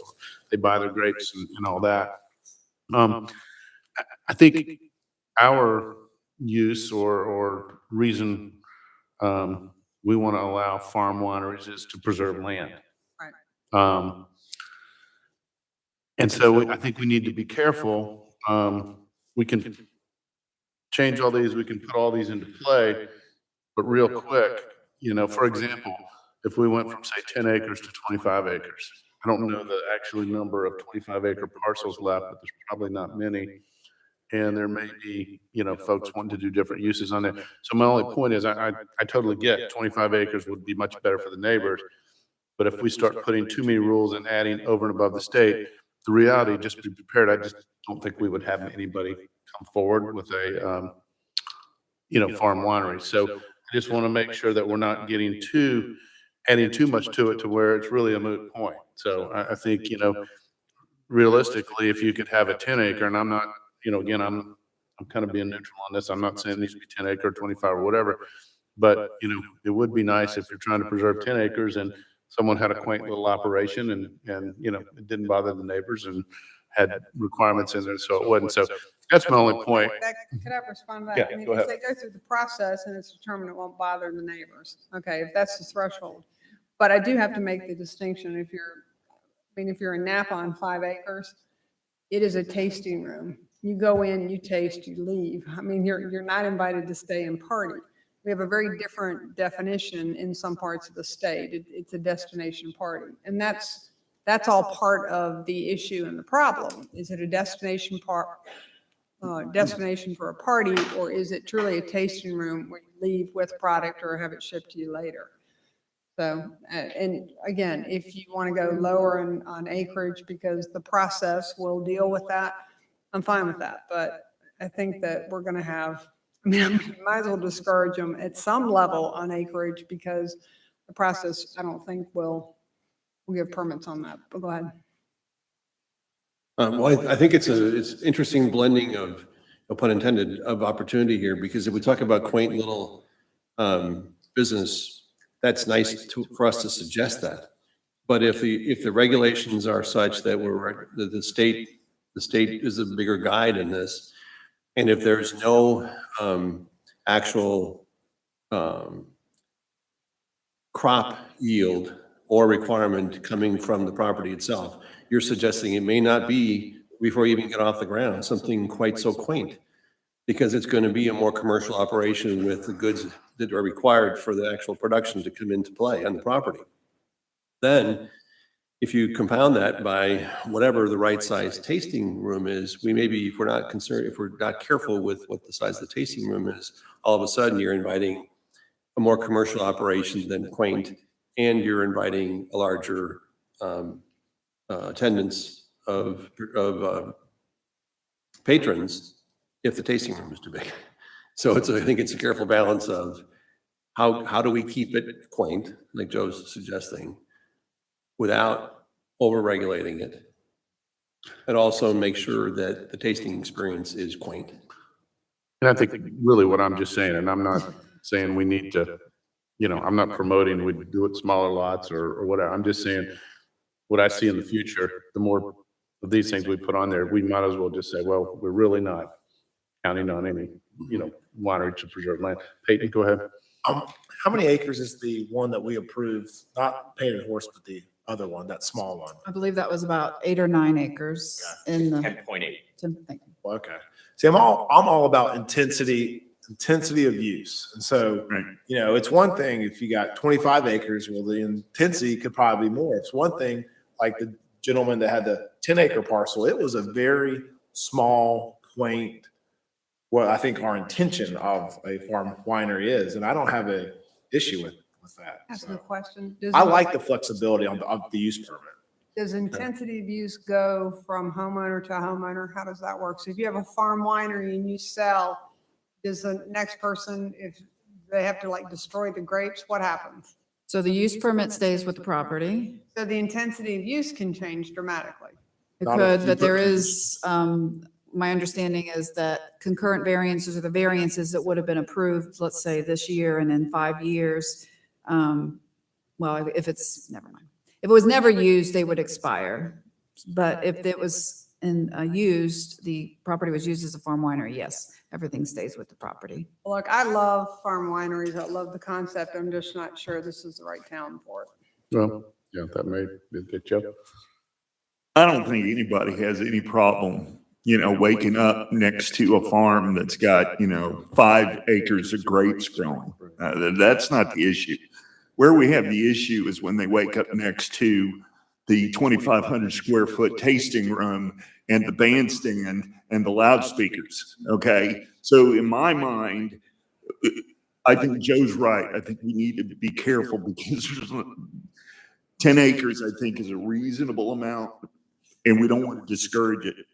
Where I think our leverage is, to the extent that we can, we say that all tasting rooms are 500 square feet and they can only operate between the hours of, 1 p.m. and 3 p.m. or something like that, where we control the part of the behavior that's least desirable and let everything else do what it needs to do.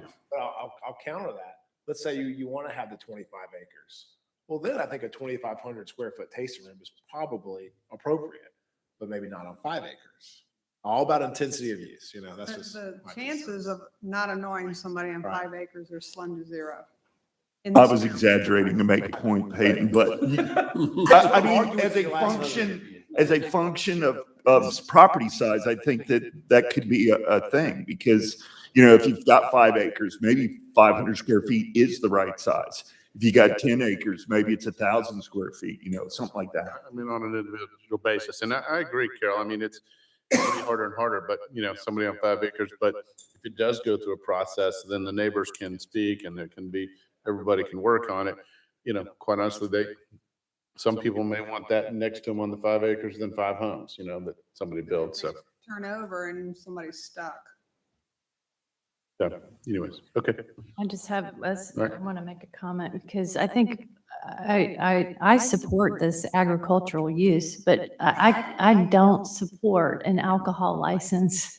I mean, if my neighbor had a 5-acre winery with an alcohol license, I would leave. And that is not what we want. So I can tell you, so in supporting this, I saw the local roads, being prohibited. That's not an issue if this is a legitimate farm winery. You don't need big trucks trucking in vats of wine to mix to serve. I mean, I'd be fine with grapes on the fence line growing. But the problematic, issue, and we've seen this for 18 months, it's alcohol. It can become a bar in AG1. And it's very difficult to enforce. So, as a farm owner, I'd rather have houses next to me. I mean, it's at least predictable. So, Do we have any public comment on this? Not on this item, no. I'll close the hearing on that. Yeah, I mean, I'm up to So what do we do? council. Yeah. The more we talk about it, the more I want one. I know I'm going to call it Mean Girl Winery. So, So We did invest. did they fall? Because it'll be a Question maybe winner. Ken, there was discussion on the growing of grapes. Was there any discussion on percentages people were thinking about, or is that even? Well, and again, this is for the council, of course, but I'm thinking, every applicant for this is going to be different. Their vineyards are going to be different. Their plot of land is going to be different. Their soils are going to be different. Rather than begin to set up fixed criteria that if you don't meet this criteria, you don't get to even ask the question. What if it were simply a point of consideration that we'll hear from the applicant and then say, okay, if that's the mark you can meet with respect to the amount of grapes you'll be growing on the site that will then be converted into product, and make that a condition of the use permit once you've allowed them to tell their story to you of what they can hit. Because I'm afraid you're going to lock it down where folks won't even ask the question because they can't meet the criteria. yeah, Something to think about. and that's the real key question is, do we really, because there are some negative things that happen, we've seen, and that's what we're discussing. So at some point you either, you control that by putting so much controls on it that no one even applies for one. So I guess you just have to have a balance there. If the council wants to see farm wineries. I mean, you've upended the entire narrative by making it a non-as of right use. That changes everything. So the only farm winery that'll ever exist in the future, when this council has approved, be allowed. That will go through a process. That will go through a public process. It's fair. which becomes, a council direction, whatever that council in the future, determines to be. And so my goal here is just not to the folks that already have farms. This is what we learned. The adjacent property owners were, for that model of that winery, it became problematic. So I guess, if the acreage requirement to me is important for it to be a legitimate farm winery where you're not trucking in wine to mix it. 10 is really small. Yeah, it's 10. Acres are just. But we have one at 10 right now. I know. Well, it's, But- not operational right now. But We approved one So I think, concept. I think we've had a bit of an evolution too about some of the things that we were seeking for solutions to development, alternatives to development. And I think when we were contemplating some of the farm winery scenarios, we didn't necessarily have a proven commodity that we're seeing now in some of the larger lot development. So that's come to light as a successful product in the community as well. So maybe there's a little bit less pressure on us to think about a farm winery solution to be one of our available solutions in our portfolio of how do we save green space. If it becomes less important because we've had success with larger lot development, the farm winery falls down the list for me as an important solution. So I'm almost okay with saying, yeah, that was important to us for a while. It's now taking a back seat to large lot development. I'm okay with a few more restrictions on farm wineries because we've learned that it's got some problems that come along with it. Rick? I guess the question for me, one of the questions comes back to the acreage. Is 10 acres too small for what we're trying to, and I know we've approved one already. Question is, what do we want for a minimum? Is it 10, 15? Carol, you said 25. The question is, I think 10 is kind of small if we're gonna just open this up. Question is, what's the right size to have from a starting point? Go ahead, Paul. And thanks, Joe. And I also think that using the second example of the farm winery is not necessarily an apples to apples comparison of what the intentions were. If you think about the couple that came in, it was really intended to be more of a hobby, not a commercial establishment where they were going to be open to the public. So I don't know that that's a fair comparison of a smaller lot example when their described use is going to be very different. I think the question here is, what is the outcome? If it's on a case by case and it's not just by right, the council will have discretion, the neighbors will, what is the intended use? What are the requirements, blah, blah, blah. But, it also maybe, to Paul's point, I'm starting to think that farm winery is not going to be what's going to save our land. Farm wineries, if council and the citizens want a farm winery. So kind of need to just make up, do we want to, allow one or not, but more for the use of as an amenity or be a hindrance to some. But I don't know that it's going to be, really draw somebody to say, oh, we're going to only preserve that land. So I think you're right in that way, Paul. So Joe. Well, I just know that we've got a lot of other content related to this that we need to cover. And so unless somebody wants to talk more about the 10-acre minimum, I'd propose a vote that we approve agenda item number 21-354. Second. Okay, I have a motion for approval from Councilmember Longoria with a second from Councilmember Jameson. Yes. 10 acres. Is it? That's what's in there now. As written. As So presented. I have a motion and a second now. Okay, Rick, you have. And question, we talked about the local road issue. Robin, are local roads restricted with the wording that's in here right now?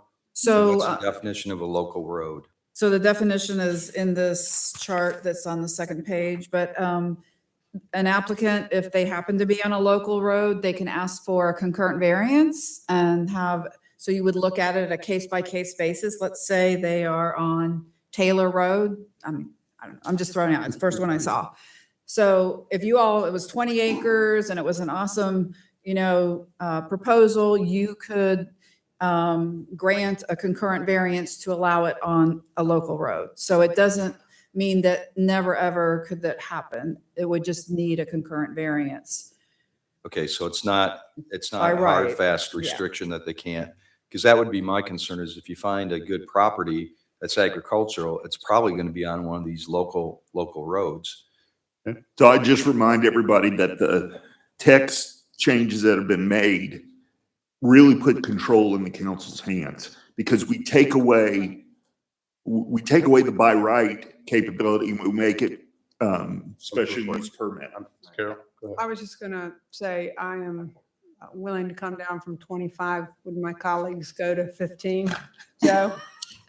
It's a Well, negotiation. Right now, we It have is. a motion and a second, but, certainly we can vote on that or, I think realistically, I guess they could repeal their motion if they wanted, correct? Well, second withdraws, and then the, But hold on, Joe, you made. No, I my think Joe point made was the gonna motion. be, if we've got support for 10 acres, let's go with it. If we can't get support, let's go to 15. Okay, all right, let's Yeah. do that. Okay, I've got a motion and a second. Just a comment, please. Sure. So to the point that everybody I think is trying to make is we're trying to put a consideration before council. And I would rather set a bar higher than lower. So the 10 acres to me is a no, it's a no thank you for me. I'm inclined to support a higher acreage than 10. Okay, well, so I've got a motion and a second as read. Councilmember Longoria and second was Councilmember Jameson. So all in favor, please say aye. Aye. Okay, those that are against, please say aye. Aye. Okay, so that motion fails. So now we're open for another motion. All right, Mayor, all right. Okay, Go ahead, Laura. before you make your motion, I still, whatever the acreage is, you know, the higher and more legitimate this use is, the better for me. I also wanted to just introduce one concern, the use of air cannons, which I've lived with that for 3 years, right behind me, so. Crows. Yeah, for Yeah, the birds. birds. So with this amendment, is that an item by item thing, the use? Because it doesn't, our noise ordinance does not cover it. It's every 4 minutes and it lasts for 4 seconds. So it's exempt. if we're going to begin to regulate agricultural practices, and again, you didn't say whether it was legitimate or not. You thought I had a legitimate purpose, because certainly in Milton, I have heard some folks may be doing some things that really aren't an agricultural practice at all, just to upset their neighbors. But if it's a true agricultural No, purpose, he was, yeah, no. presumably, or even deer, I don't think we can regulate it through our zoning code. I think we need to regulate that through our noise ordinance. But it's, okay. But we can regulate it through our noise ordinance. It gets back to acreage. It all gets back to acreage, no matter what. Okay, so let's talk acreage. Okay, so the floor is open for a motion. So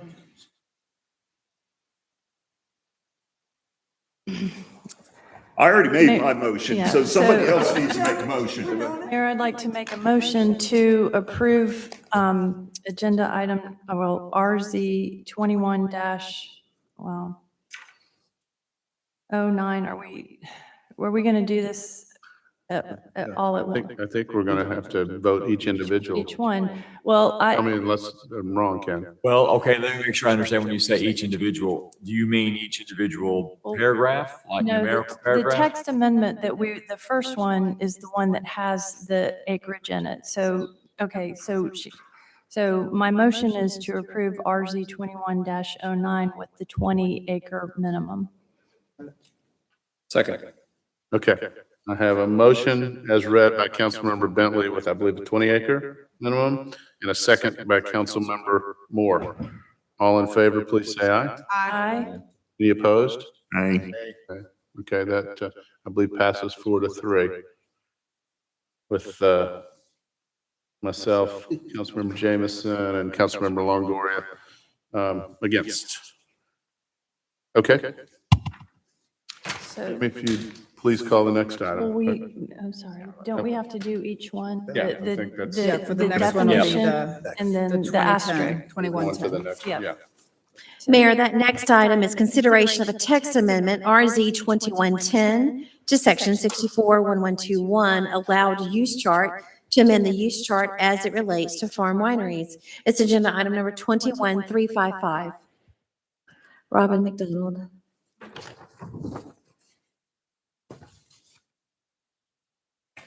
Do we have any public comment on this? Not on 10, sir, no. Mm-mm. I can safely close the hearing on this one, but now we'll go into the discussion. Pop it out, but, try to put it before you, so it's easier. Oh, Come on. There he is. Okay, so this is a real simple change. We deleted, asterisk.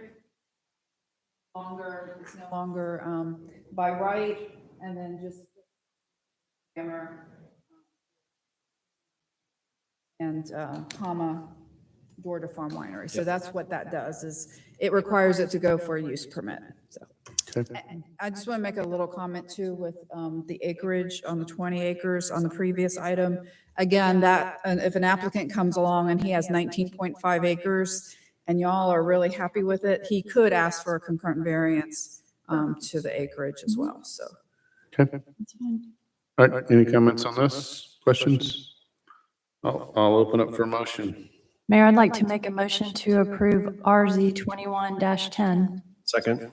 Okay, I have a motion from Councilmember Bentley, a second from Councilmember Moore. All in favor, please say aye. Aye. That's unanimous. Tammy, if you'll please read the next.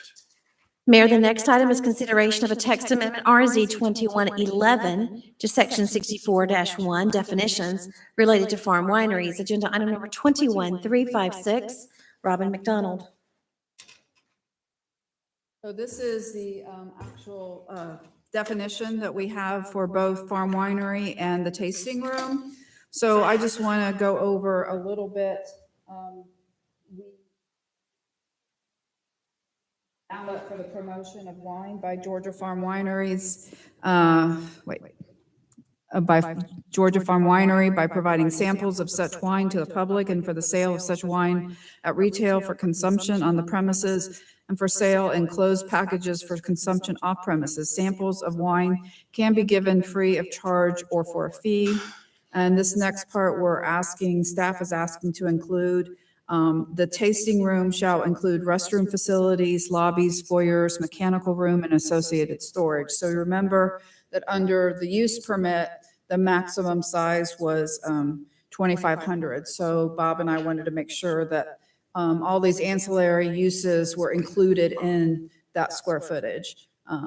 So that is one of the changes we have, even from the packet that you have before you.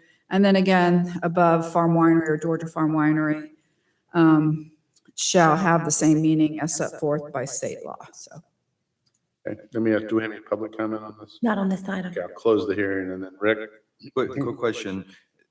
Under the other definition or the other thing that we just approved, does that include the tasting room has to be 100 feet away? Did we cover Correct, that in right. that? Okay. Any future ones have to be where development standard is 100 feet away and a maximum of 2,500 square feet. Okay, good. And this is just making it more clear what comprises the tasting room under the definition.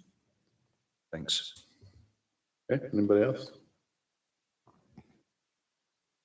Okay, close the public hearing on this. I'll open up for a motion.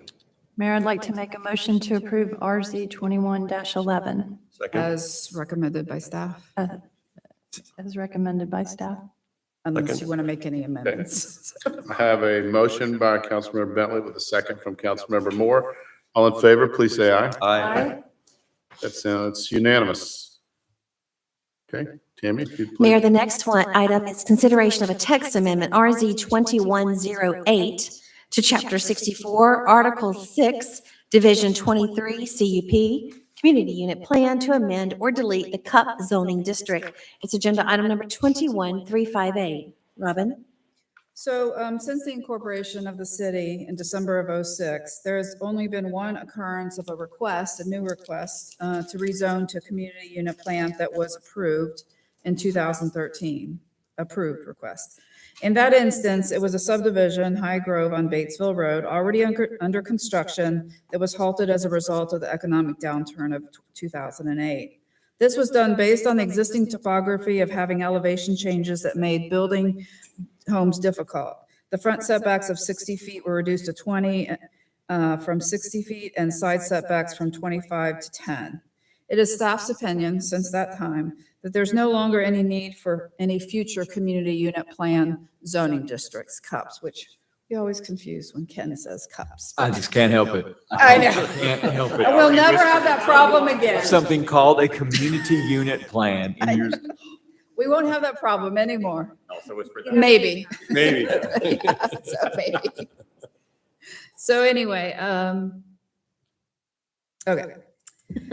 Now you got me really off here.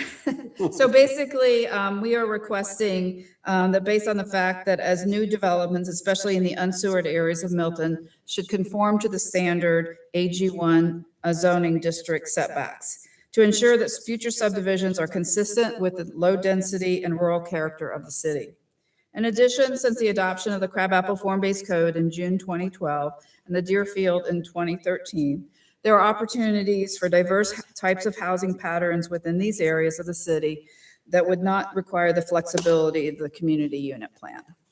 Lastly, staff has shown section 64-899 to be deleted based on the fact that this section was inadvertently left when a new process for a preliminary plat process was inserted into the subdivision regs. So basically what this zoning text amendment does, obviously we're not erasing the existing community unit plans, but they remain.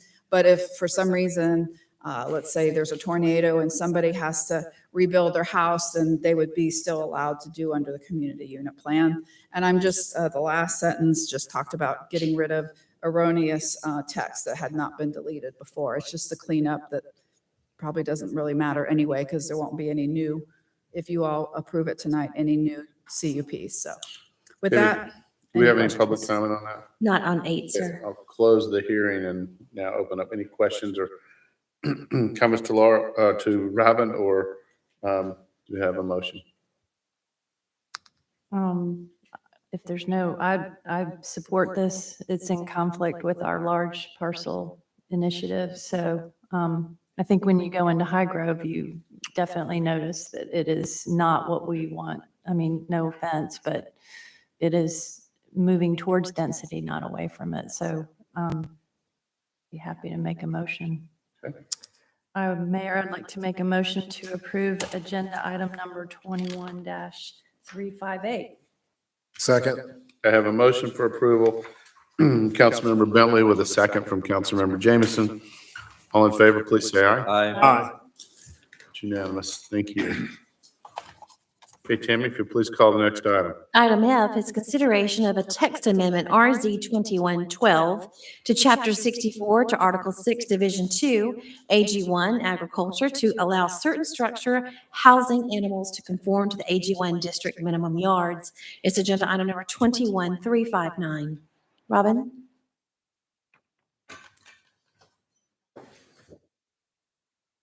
Okay, this proposed text amendment is another tool in our toolbox to encourage preserving the rural character of Milton by providing more flexibility for small hobby farms. The proposed change is to reduce the required minimum yards for structures housing animals from 100 feet from all property lines to the AG1 zoning district minimum yards for those structures that are 2,200 square feet and smaller. In addition, any openings for ingress or egress shall be fronting away from the nearest property line, and the Community Development Department will have final approval of design and building materials. Also to prohibit metal buildings except for roofs, and are consistent with the Rural Milton Overlay Zoning District. So, and we are also proposing this, originally I didn't have a minimum, but we're also proposing it to be for 3 acres or more. To be permitted. And these buildings will be permitted in the front, side, and rear yards of the primary residential structure, but now will have the following minimum yards. Instead of being 100, it would be the normal 60-foot front, 25 side, 50 rear. So it gives more flexibility for smaller type structures housing animals. In addition, so that's for these smaller barns, we are recommending that it only be for 3 acres or more. In addition, staff recommends that a minimum 3-acre lot for those properties. So this is a separate topic within this section, not the small barns. But currently it states in the zoning ordinance for AG1 that properties of 5 acres and smaller that do not have a primary residential structure on it is required to ask for a use permit. So what we're stating here in this text amendment is that properties 3 acres, from 3 to 5 acres would no longer need a use permit. but anything under 3 acres that wants a regular barn, 100 feet from all property lines would need a use permit. So 0 to 3 or up to 3 would need a use permit to have a barn as the primary structure with no residential use on it. And then once you got to 3, again, that's the magic number of 3 acres. You could have, let's say if a property owner has a house somewhere else in Milton, but they have property that's 4.5 acres, but they want to build a barn, they could build the barn by right, so long as it was 100 feet from all property lines, without a residential structure. So, is that clear as mud? Do we have any public comment on this? We do on this item, Mayor. So let me just finish off, but that is those changes that are before you.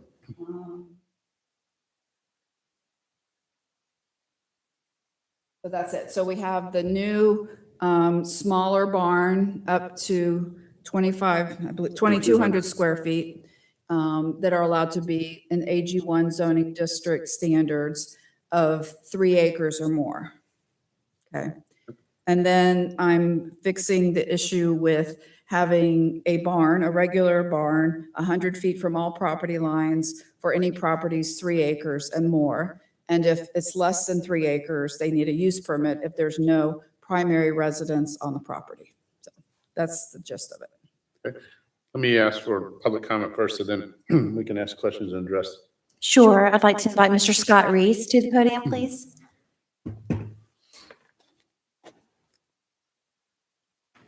Oh, and I didn't know it was him.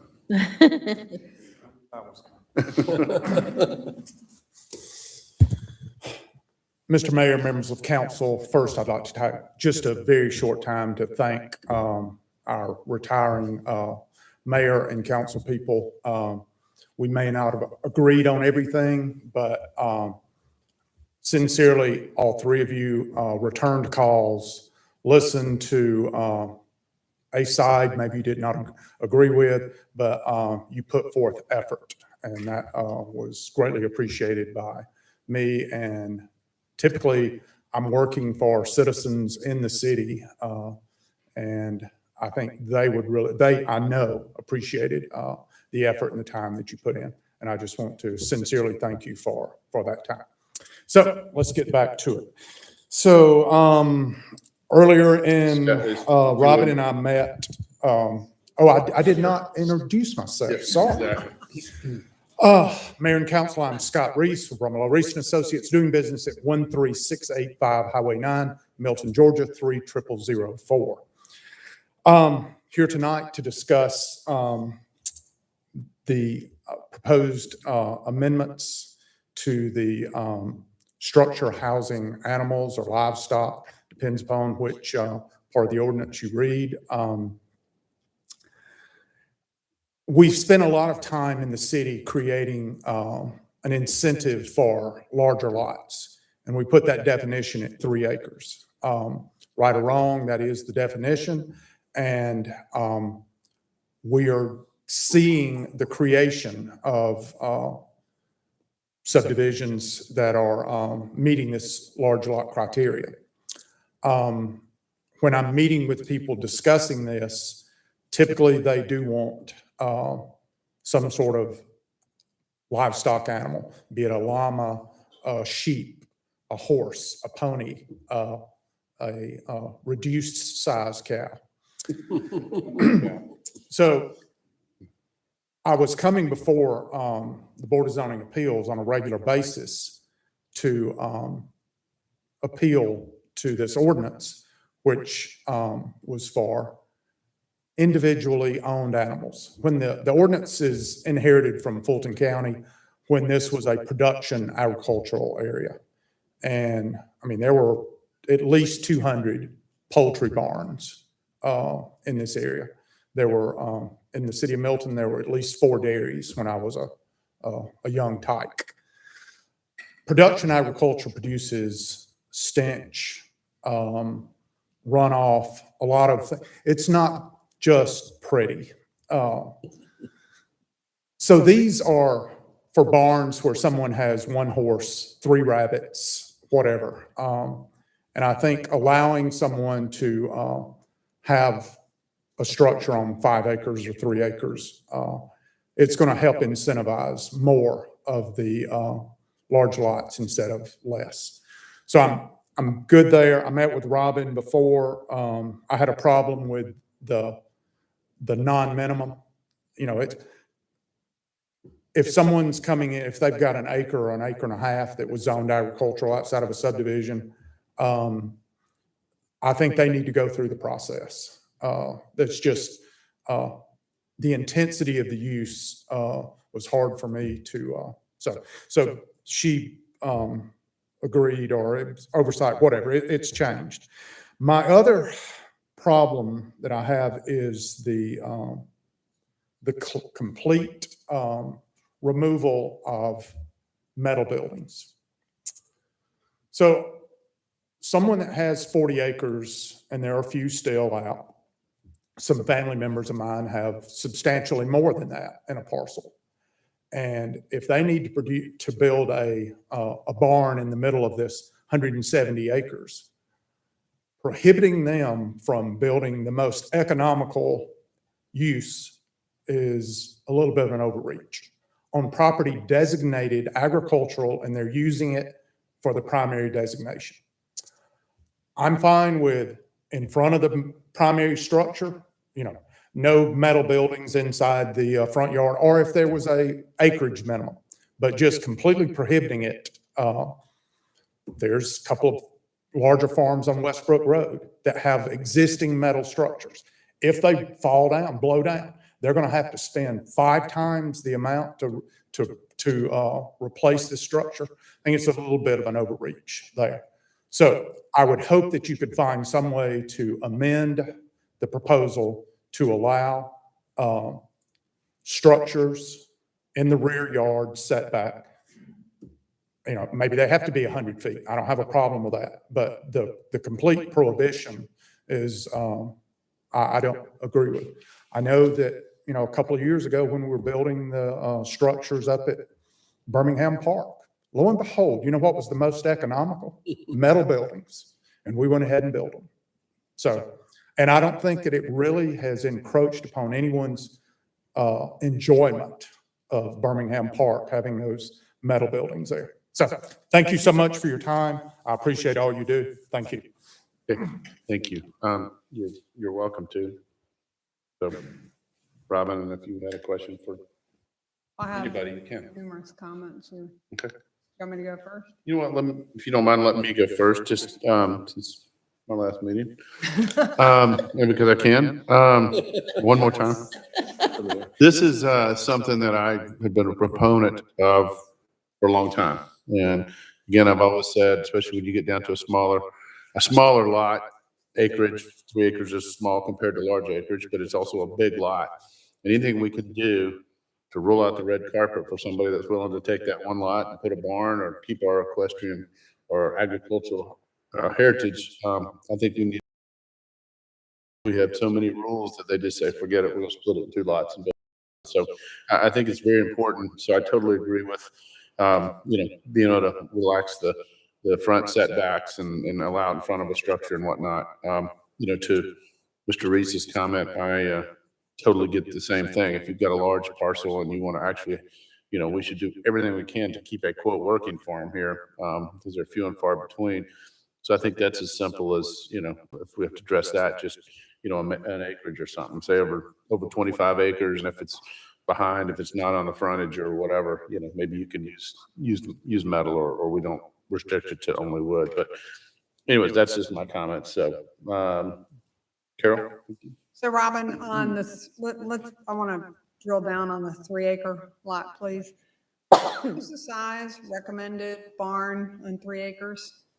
So that would be 2,200 square feet. Okay.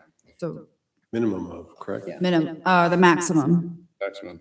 yes. So I truly don't in any way want this to sound condescending, but I've had horses my whole life.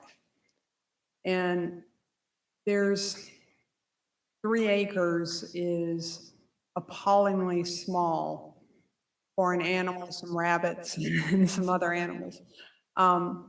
You cannot sustain, and let's say you build a barn, so that basically is going to take up half an acre. So now we're down to 2.5.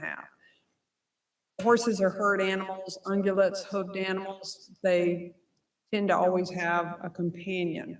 So you're rapidly coming upon a barnyard and there will be no grass, which is fine. I mean, that happens. Then you have to say, okay, so where's the placement of the barn? It's on somebody's property line. There's no manure control in an environment like this. So there are much bigger issues here. One, I mean, it's not fair to animals in certain scenarios. I mean, if the thing is a mud lot, if nobody lives there, there's a lot of issues here that I think we're not digging into. So I'm much more in favor of a process where they have to be approved and it's not just by right. Because once you put something on a property line, the other people might be okay with it. Well, what are they doing with the manure? Is it going to be in the 50 feet between the barn and the property line? You know, you really need to have waste removal, but there's no requirement for that. So there are a lot of issues here with these small, and that's not a small farm. That is tiny. Okay, it's just kind of unheard of. 5 acres, you're starting to have some opportunity, but 22 acres could house, 2,200 square feet can house a lot of animals. And that is extremely counterproductive to the purpose. I don't think that wears well over time. The steel buildings, no problem. I mean, I totally agree with that.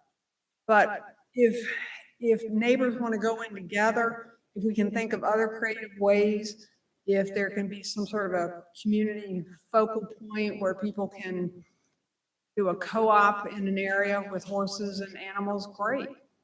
But I find this very misguided. All candid.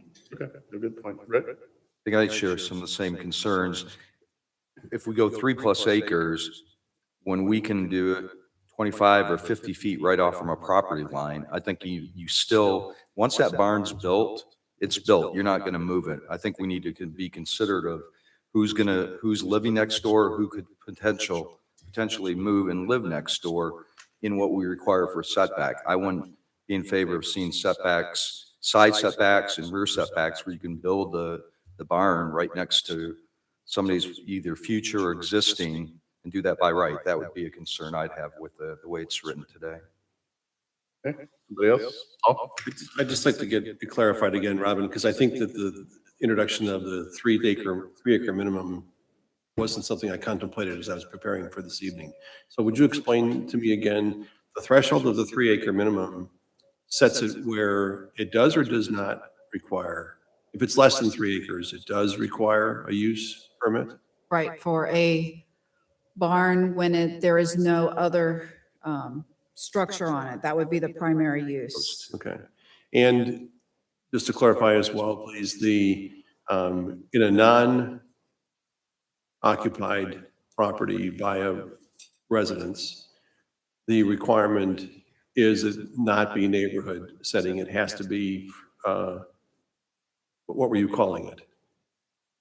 Or were you calling it something else? I mean, whether it's in a platted, we do have some agricultural subdivisions or. Right. I'm thinking like Tullamore, for example. Right. Is at least 3 acre minimum. I think they're 5, but yeah. Okay. So in an example like that, because it's more than 3, would not require a use permit. Correct. Can you give me an example of where one would be less than 3? Have we experienced that? Well, so I just want to also say that since the time that we even contemplated this change, which is probably like 10 years ago, I've never had anybody come to ask for a use permit for a barn under 5 acres. So, okay, without having a primary residential structure on it. Okay. Well, I think several council members make a good point about the change to the setbacks. Okay. I really think we need to revisit that rather than allowing some of these potential encroachments to produce a negative impact that maybe wasn't expected. I think we seriously need to take a look at not reducing the setback requirements. Anybody else? Peyton? No, I mean, I understand a lot of the council's concerns and, I'm definitely in favor of something like this. The more incentives we can give to these large lot. And I understand where we came with 3 acres. Everything we've done is like 3 acres. So I think they wanted to make it on a simple basis. And so I also think most people that are going to be putting in a barn in 3 to 5 acres are not necessarily going to be using large livestock. That's more chickens and rabbits and stuff like that, I would guess. But to some of the council members' points, maybe a 2,200 square foot barn is too big for a 3 acre lot. So I can kind of go along with a lot of this stuff, but I do want to lean on I want to give incentives that we can, but not give too much. So I'm kind of indifferent on where we are. So maybe we need to discuss this further. I'm thinking the answer may be somewhat either the acreage requirements could shift or the size of the barn possibly. So I don't know if there's any neutral ground there. Paul? I think it's got to be a blending of that, Joe. I think the size of the barn is not going to be important to the immediately adjacent neighbor, provided they've got the correct amount of setback. And I think that Depends on height too. well, sure. Well, we probably have some height requirements, I would imagine, too, for barns. And I also just want to say up front too, I support Mr. Reese's appeal to us to give serious consideration to the metal barns. I think that's completely appropriate for rear yard, not in view of the street, when there's appropriate acreage for that as well. That should be a consideration that's offered to those folks trying to develop that land or use land in that way. But I think a lot of this is driven for me about the setbacks, because you don't want to be encroaching upon a neighbor when this is a use being introduced to something that may already exist, people may already exist on either side, and all of a sudden you've got a problem you weren't expecting. Okay. Laura? Yeah, so I agree also. I have a question for Mr. Reese. When these requests come in and they go through the BZA, what is, when the, there you have the neighbors are involved. I mean, what is the likelihood of success? So I have never lost. Okay. But, you notice I hesitated because how am I going to say this without coming off exactly as I came off? But, so I don't know how, as of yet. Okay, so. Okay. So when I meet with the people, I draw the distinction at a commercial operation as opposed to a hobby farm where someone resides at that residence. And human nature being such, I find it hard to believe that in the vast majority of time, they're going to live in a dung heap. But there's always the outlier. But I don't know that you can legislate for the outlier. But I guess you can, and then let's push everybody to Cherokee County on that. So that's my point in there. The 2,200 square feet, where that came from when I talked with different people, it's in Milton's equestrian community. It's a wash rack. It's an office. It's all of these extra uses inside the square footage that pushed the square footage up. And when I said, well, if you're only going to keep one horse, why do you need? Well, it's not the stable or the stall. It's the wash rack, and it's the storage for the tack, and it's the room where they all meet. And all. So I was trying to find a square footage that would meet their needs. So if we come back and say, okay, well, we're going to cap it at 500 square feet. Well, then if it doesn't meet their needs, then, I'm fine. Let's just kill it and go, and we'll go, then I'll take them on and individually and try to plead the case. What my point was, if we're trying to distinguish Milton from Alpharetta and Johns Creek and Roswell, then we need to have incentives for someone to not jump into Cherokee or Forsyth or Dawson or any other county. But I'm I'm different because I grew up next to a hog farm. It was not that, of course, we were on 160 acres and they were on 160, so it wasn't that big of a deal. But, I understand. But then again, if you're buying agriculturally zoned property, you should expect that the property that's next to you that's zoned agriculturally may be used as an agricultural property. And if you're so sensitive to the fact that someone may have a horse or you may see a barn next door, then maybe you need to buy inside of a subdivided country club neighborhood. Thank you. Well, could I ask a question? Yeah, please? Carol, you have a question? Okay. So, Mr. Reese, we've established that you're quite a winner. Right? At the podium. I was just responding to a direct question. Is that a yes? Yes, ma'am. Thank you. So given that you're quite a winner, are we not establishing to folks out there that we are open to opportunities on 3 acres and 5 acres because they have the opportunity to work with a winner? And,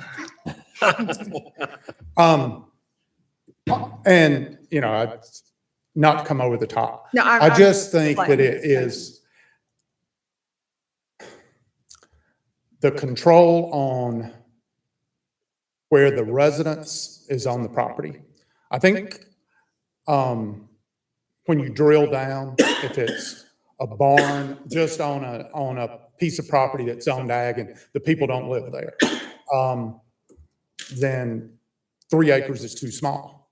But if you've created the 3 acre minimum for the lot, then you're also denying them some of their use. Then. Okay, so just a quick story. There are people adjacent to a property. Yes.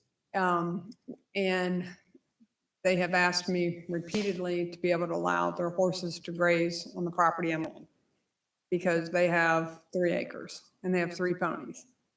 And it's not sustainable. And so now they're trying to go elsewhere, but this has gone on numerous times. I mean, we're calling 3 acres large lot. That is for a home, but it's minuscule for animal husbandry. And we just need to be cognizant of that. And I agree. And, my bona fides as an agricultural expert, I think, are well documented here. I agree. Thank you, sir. Gosh, how do I say this without? My grandfather used to say that life is hard and life is really hard if you're dumb. So if you buy 3 acres and think you're going to generate, have 20 show horses there. I don't know. So it's, but I was trying to come up with, I thought, right, a way to use, we just created out of the golf course, these 3 acre lots. And they are being marketed as hobby farms. Well, I promise you, they're all going to want a barn on their hobby farm. And then we turn around, we did all of that. And now we're going to end up having to get a variance on every one of those. So maybe the 25 is not correct. Maybe it's a reduction from 100 to 50.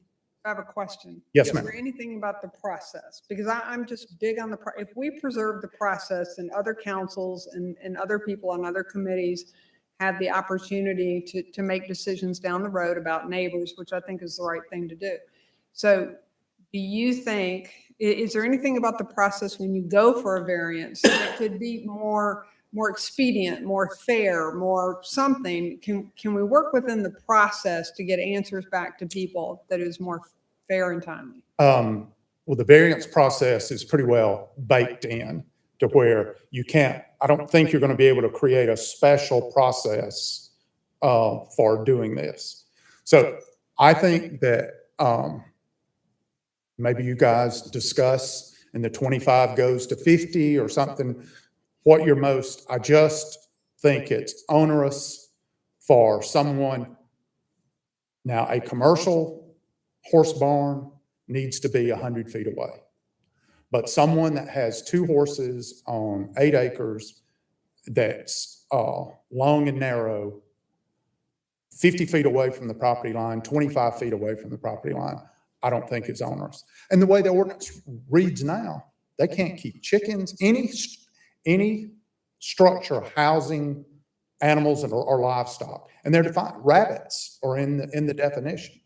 I really don't think we need someone that's building a structure to house 3 rabbits needs to be 100 feet off the property line. So there's a way to amend what's there. Maybe what's before us was, it was first blush, and people there on the dais that are so much more enlightened than me can come up with a better idea. Thank you. Yeah, I think hindsight's 20/20, but probably should have had a work session maybe on this. And I think there's a lot of moving things going on. And my preference right now, based on kind of where we are and all this stuff, I think we kind of all agree on kind of where we're going, but not exactly where we're going, is maybe we defer this to a work session in January. It's just I'll open up for a motion. I agree with that. okay. Absolutely. Mayor, I'd like to make a motion to defer RZ 21-12 to a work session in January. Okay. Before I count the motion, did we have any other public comment? Not on this All right, item. I'll close the This hearing. item. Now I have a motion for deferral from Councilmember Jameson with, I believe, a second from Councilmember Moore for deferral. All in favor, please say aye. Aye. So any opposed? That's unanimous. Okay. Tammy, if you please call the next item. Item G is consideration of a text amendment RZ 2113 to delete section 64-1596, event special indoor outdoor. It's agenda item number 21360. Robin McDonald. Yes, so on this item, this text amendment proposes to delete this administrative permit from chapter 64 and moving it over to chapter 34, which is Parks, Recreation, and Cultural Affairs. Many people in city staff is working hard on that chapter 34. It's not quite ready. So staff is recommending to defer this item until chapter 34 is ready to be presented to you all, and they can be approved concurrently. So staff is asking for a deferral. Do you have any public comment on this? We do, Mayor. We have one. Okay, I'd like to hear public comment. Mary Cronk, I invite you to the podium, please.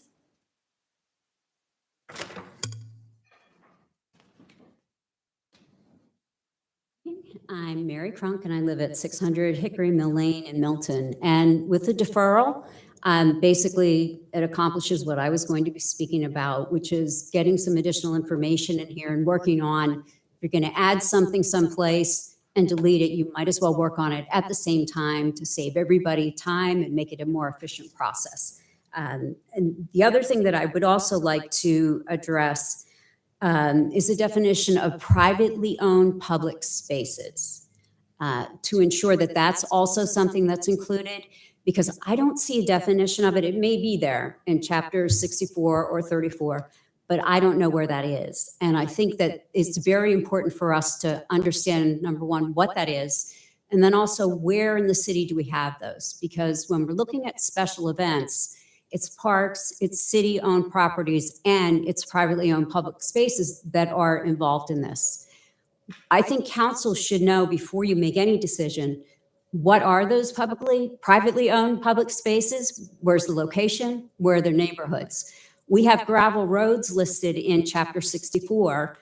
We could also have the privately owned public spaces listed there as well, and for council's use, maybe a map, so you know exactly what you're talking about and what would be impacted.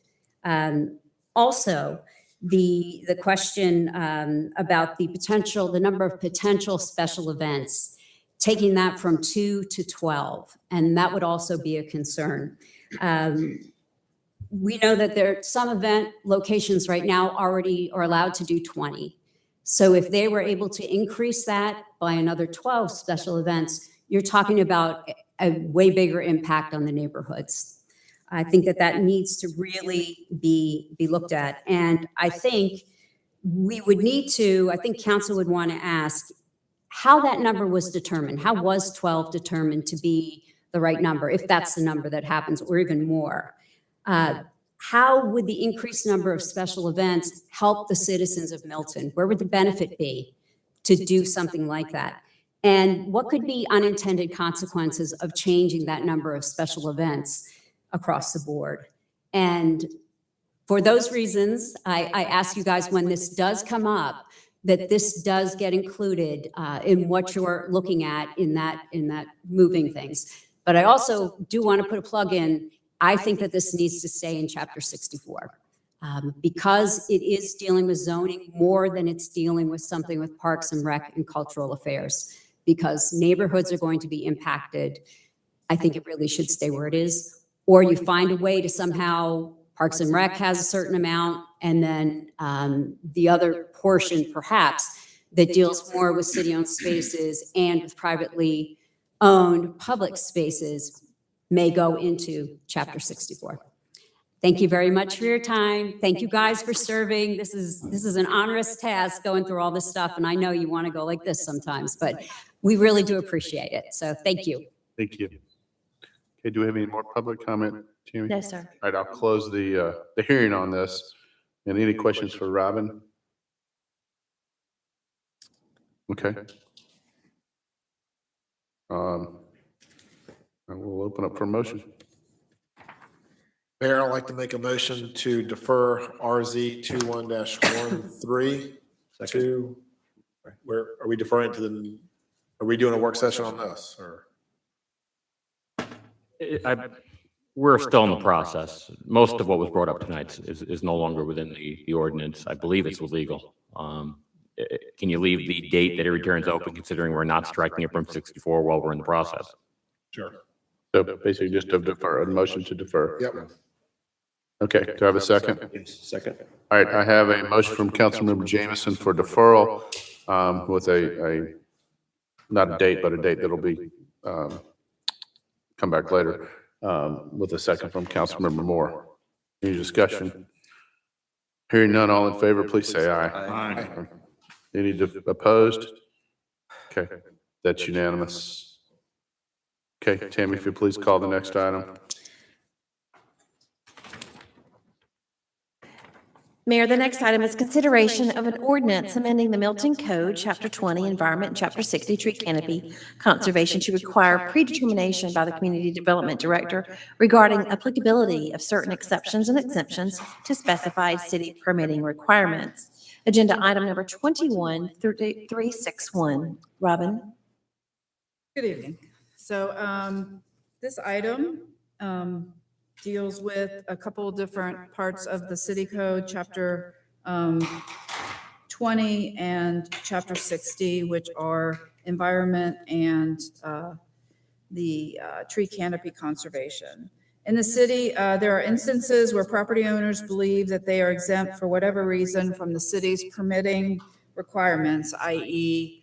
LDPs, building permits.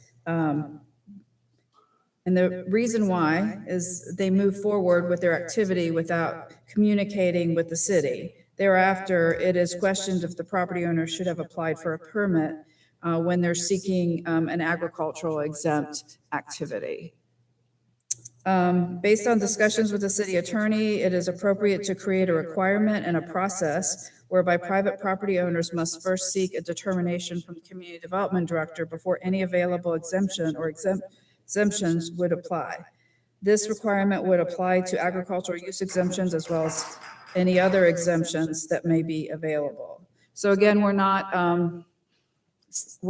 denying the property owner the ability to have an agricultural exemption. We just want to have an avenue for us to be informed and for the property owner to basically give us information about what their intent is to do with the property.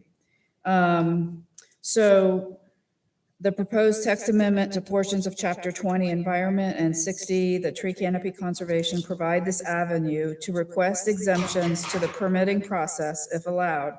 In addition, in the event a private property owner does not follow the administrative process identified in the ordinance as amended and takes independent action as if they were exempted from some or all of the requirements of the ordinance without a predetermination having been made, the property owner shall be deemed to have forfeited their right to pursue such an available administrative remedy, and the city shall have all enforcement options available under law, including but not limited to a 5-year hold on an approval of any building permit or land disturbance permit for the subject property.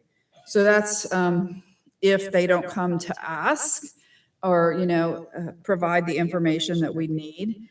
Secondly, if some or all of the requirements related to the exclusions of the ordinance are not implemented, the city shall have all enforcement options available under law, including but not limited to a 5-year hold on an approval of any building permit or land disturbance permit for the subject property. So with ag exemptions, it's really only the Clean Water Act is required to be met. And so that has certain requirements depending on what they're doing.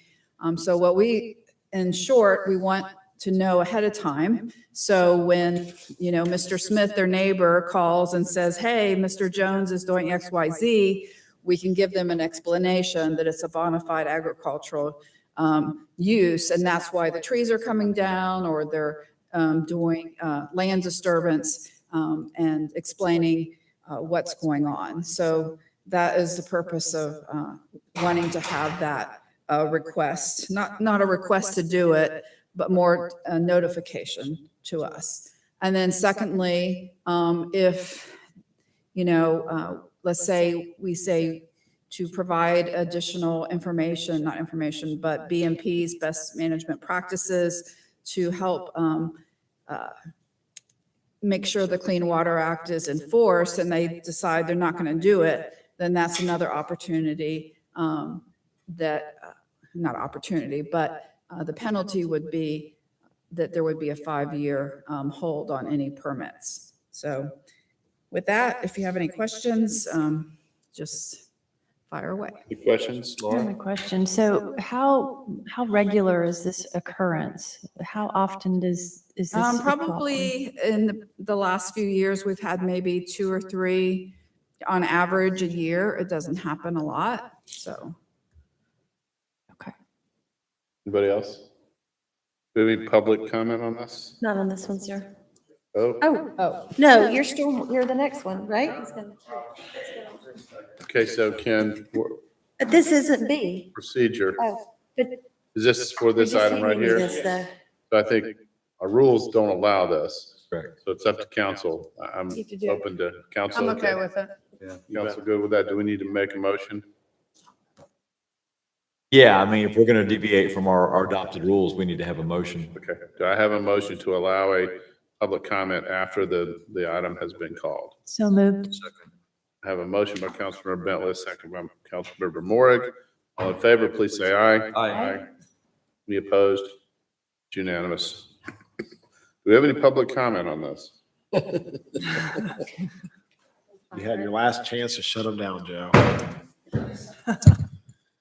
Mr. Mayor, members of council, I'm Scott Reese with Brumlow Reese and Associates, doing business at 13685 Highway 9, Milton, Georgia, 30004. I am fine with the notice. What I'm not fine with is I haven't seen the particulars of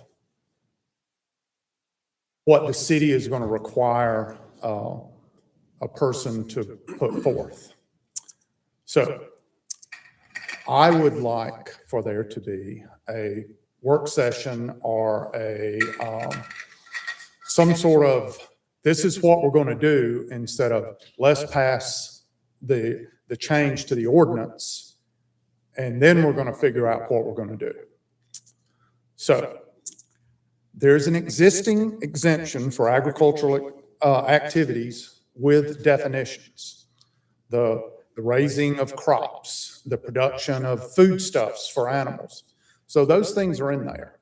The problem is in the initial startup of the city, our city manager and a few people there ability to differentiate between a Palomino and an Angus was very limited. And we lost at least two large tracts that were going to be commercial horse farms because they had no idea what we were talking about. And we were killed. And these were, one was a 40 acre and the other was, I think, 23. I think a few on council and the mayor remember those. And so that's where, once again, to distinguish Milton from the other cities in the area, we need to have a way to preserve these agricultural properties. And I'm working on a piece, at least one, but 18 acres. It's completely wooded. They've gone through the process to add this property to the Tullamore, the equestrian subdivision. It's completely wooded, and their dream is to put in 10 acres of pasture, a small horse farm. To do that, they should not have to go through the same permitting process as a Walmart or anything else. So there needs to be I'd just like to know what the process is. So if I'm gonna buy in Milton, I'm gonna cut down trees and put a pasture in, what do I have to do to meet your requirements to do this? There is no exemption from the Clean Water Act. I think that the city should have an example of, if you're clearing land to create pasture, you need to put, if you can't get within a certain distance of a stream, we recommend silt fence and, these areas, and you at least consult with some professionals. But I would just like to know what the process is and who is going to be approving, and that they stick with, they don't interpret what is a pasture. They accept it when it says your creation of pasture. That's fine. I just think we're getting I don't think we have enough information to vote on it yet. I would like to see it parsed out. So then that's a what? How do we Thank you. do about that? Thank you. Any other public comment? No, sure. Close the public hearing and open up questions or comments. Carol? Let me offer up that it is not unheard of for the ordinance or the law to be implemented first before the administrative. In fact, I would go typical. But I just think if that's sort of a indictment or a negative about the code, that's a challenging one, because staff won't even know what process to prepare until the policymakers law that we're and develop a process to implement. So I would just offer that up to you. Okay, so what would your suggestion be? My suggestion would be to approve. Rick? What exactly are we trying to prevent and address with this? What's the need for this? Can I jump in, Robin? So the problem with agricultural exemptions, and I guess I'm fortunate not to be the city manager that doesn't know the difference between, or maybe I am also, I don't know. But these, the agricultural exemptions are something that we started to really deal with about 4 years ago, in earnest with a local farm. And it was that time. Attorney showed up in my office. It was around that time when we started recognizing they're the state law is very clear on what those exemptions are. There really is no murkiness to it. I can't recite it to you right now, but the speaker did discuss some of those, but our attorneys already have most of the language drafted as to what that looks like. What we're trying to avoid is utilizing the potential of saying, hey, I'm gonna have an agricultural use here. I'm gonna clear these 10, 15 acres out of trees, level out all the ground. We have no control over that, because the only entity that manages the Clean Water Act is the state.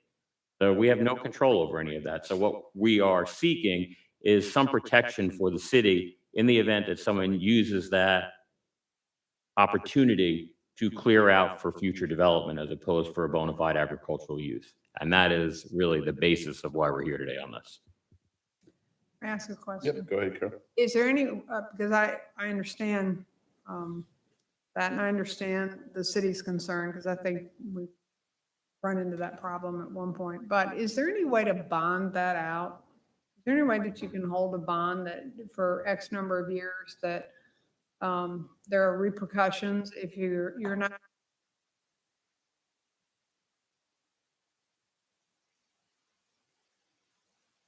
Anything like that, anything creative? Councilman Cookley, are you suggesting that they do in fact have an entitlement to the exemption? Because that, I'm breaking this down. I mean, really, this is a threshold determination to make sure they're exempt in the first place. I feel like your question is more like, let's say they do at the inception qualify for, an exemption, but then they get in there and begin to do something different than what they represented to us. And they there's a would do. penalty. Yeah, I mean, if they're, look, yes, there's all kinds of things that we could impose if a bond requirement is warranted. I mean, that may get some pushback just because you're talking about putting some cash on the line for a certain period of time that they may not want. I've seen it in all sorts of different ways. For instance, if individuals get on the property and do something started lawfully, but then blanches off into something where they're sort of freelancing out there, you could put a limitation on their ability to get land disturbance permits, Okay. So, which is a terrifying. all right, it's a great point that was brought up, and we're seeing the other side of the problem of not being able to sell larger farms, which is what we want. So is it worthy of more in-depth discussion on another night, like at a work session, and then find out what that could be so that we can allow the opportunity, but then there are penalties for people who are inclined to abuse it? We do that? So can I make just a comment? There's Please. been other portions of the environment, chapter 20, that has been approved at your last meeting that had included some of these edits that are the same, that replicated itself. So it's a portion of it's already been approved. Those edits you're talking about with Sarah Mhm. presented, but those edits were related to what we had to do under our MS4 permit. I don't think it was That related is to correct, this. but there were portions that also included the exclusions or this same language. It won't impact what we're doing here tonight, though. That's correct, but we've already, from the 5th, there are edits that also discuss these same exemptions in other parts of the environment. So what would the chapter. implications be tonight? I'm sorry? What would the implications of the council deferring this item to a work session? What would the implications be with having passed that to There's- stay aligned with our MS4 permit requirements? I mean, they're not necessarily related to MS4, I don't think, but it was just in that portion of the ordinance that spoke to some of the exceptions. So I'm just saying it looks like it's unbalanced, that if this is deferred, then how do we speak to the other parts of the ordinance that's been approved that has the same language? Would it be all right with the council if I asked Sarah to come up? She's here for another presentation anyway. That was her item. I'd like to hear what Sarah has to say on the matter.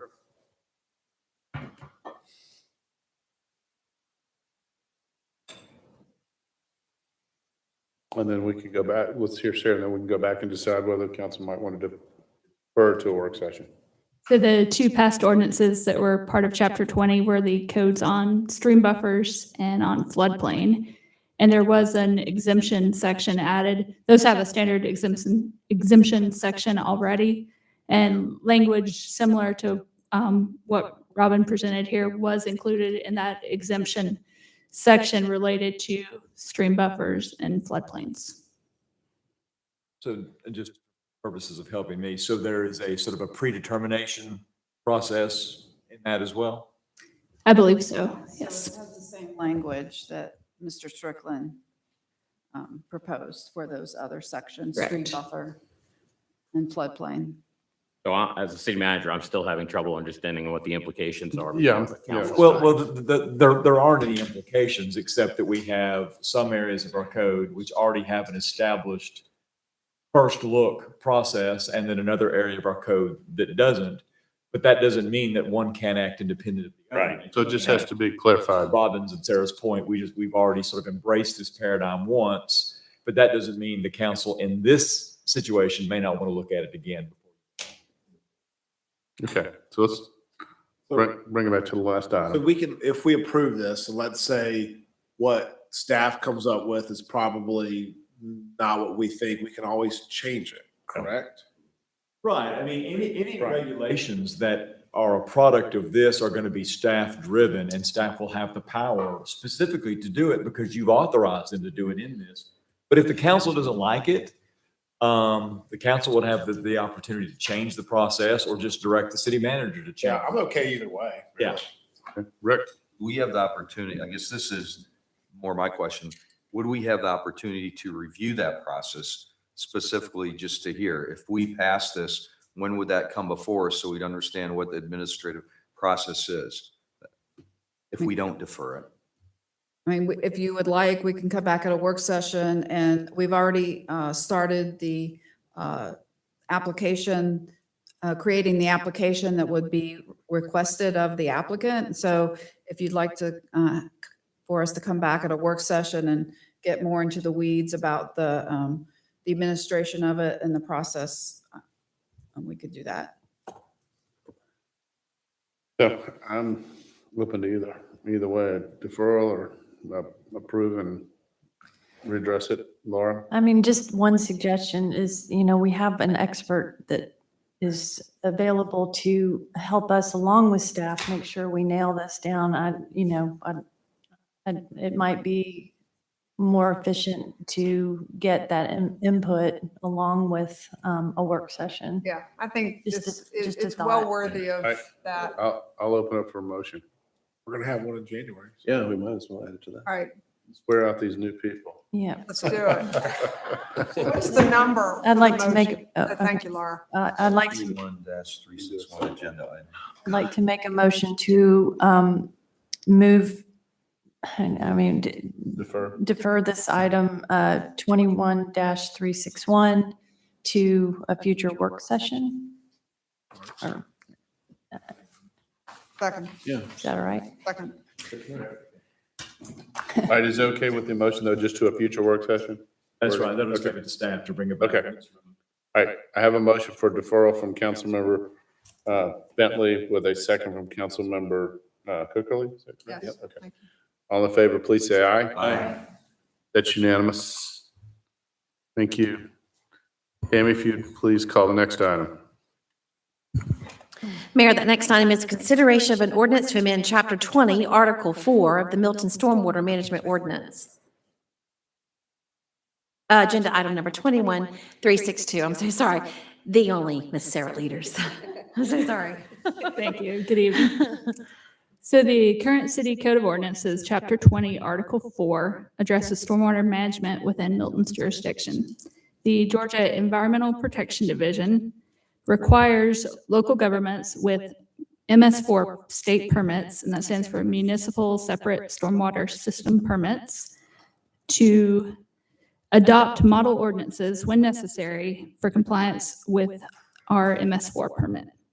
So this proposed ordinance revision represents the North Georgia Metropolitan Planning District's model ordinance for stormwater management. And that's for new developments and redevelopment. And it's required for our ability to permit stormwater. This ordinance update also checks one of the boxes on the comp plan. This was part of the work program, was to update our ordinance to the Georgia Stormwater Management Manual standards. Okay. Do we have any public comment on this, Tammy? Well, we did. It was Mr. Scott Reese, but it appears he just left, so I have no more. I'll close the public hearing and open up for questions, Sarah. For a motion. Mayor, I'd like to make a motion to approve agenda item number 21-362. Second. Okay, I have a motion for approval from Councilmember Bentley with a second from Councilmember Morrig. All in favor, please say aye. Aye. That's unanimous. Thank you, Sarah. We'll move into new business. Amy, if you please call the first item. Mayor, that item is consideration of a resolution of the City of Milton, Georgia, to set the compensation rate for the court solicitor. It's agenda item number 21372. Ms. Stacy Inglis.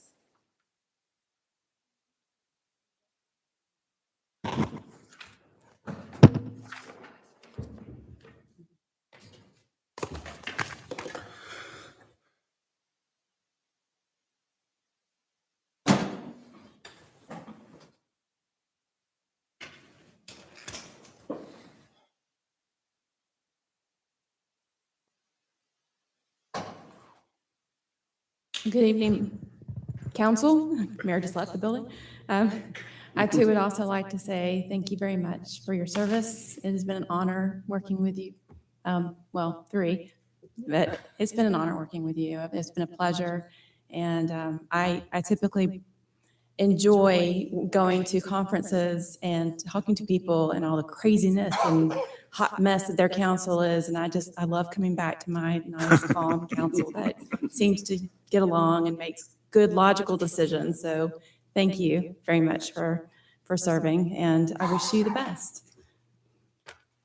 So tonight before you is a resolution to set the solicitor's compensation rate. So the city solicitor or prosecuting attorney is a part-time employee, and her current compensation is $425 per court session and $400 stipend per month.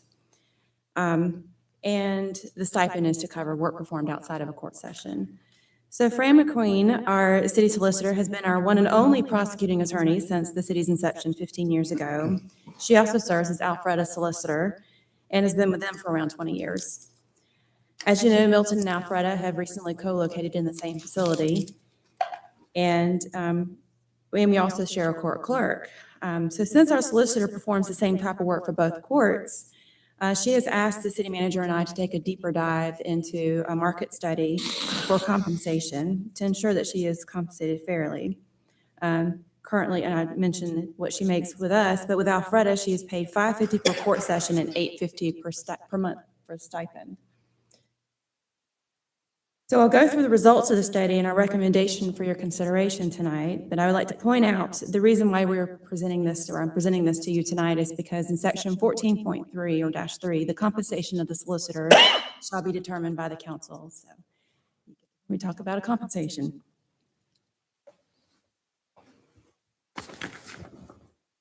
So we polled our surrounding cities and received feedback from 9 different jurisdictions. I'd like to point out there are 3 different methods of payment for solicitors. There's a per session rate, an hourly rate, and a salary rate. So in the column that shows the titled solicitor, you can see each city's session or rate and the method of rate or pay that they're getting.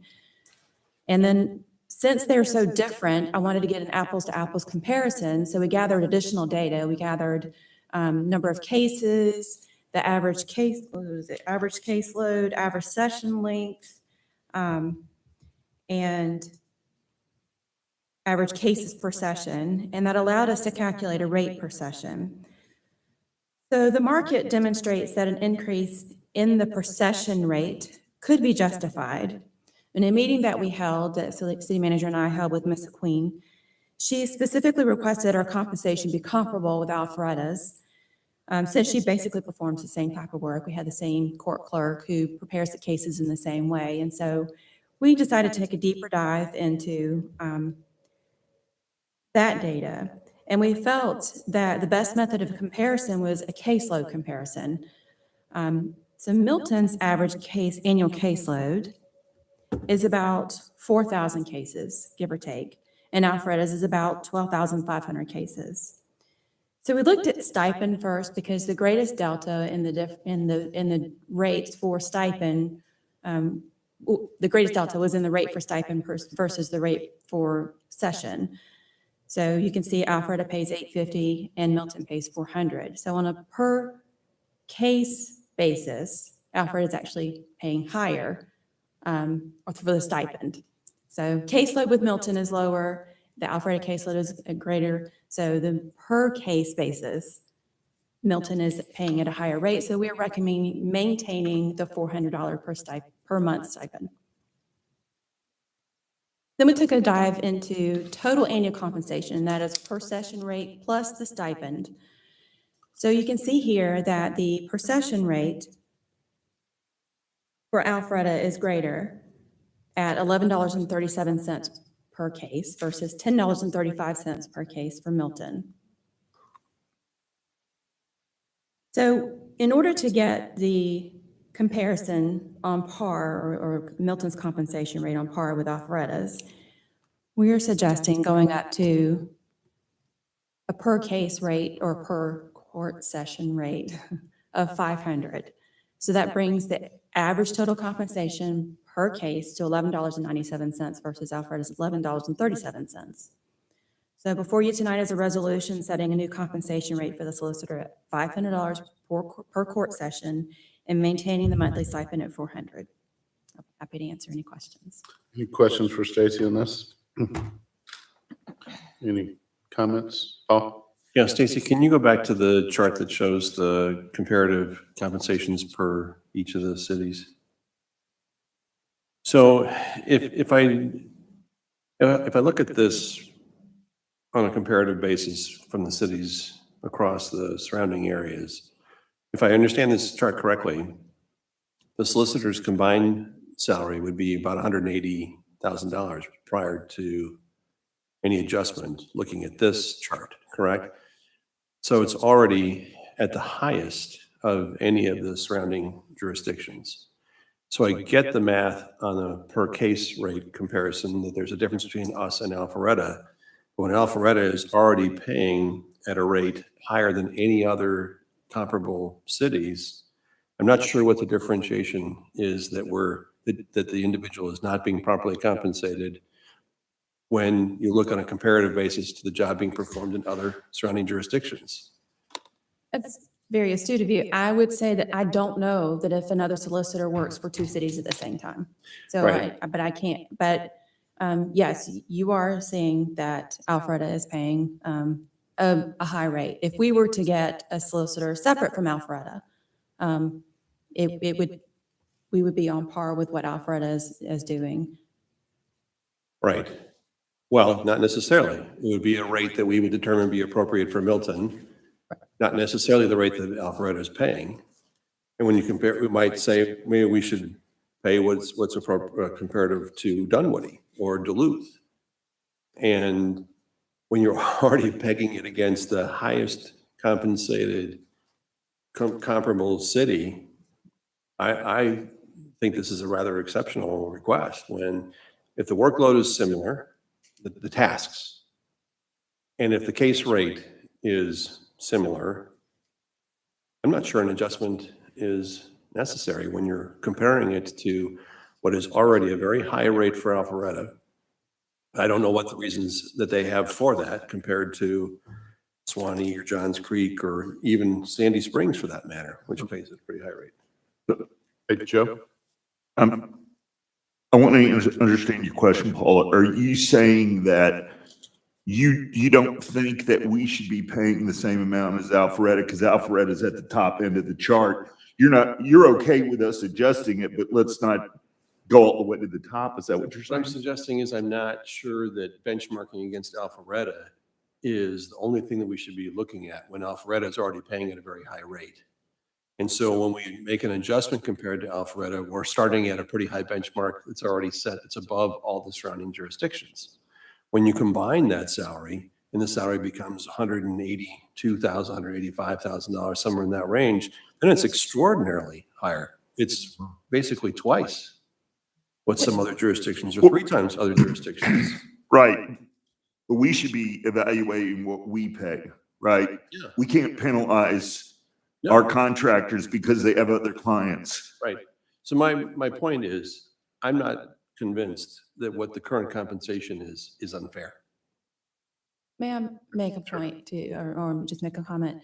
I will say that we did not get additional hours that some of these solicitors work outside of court.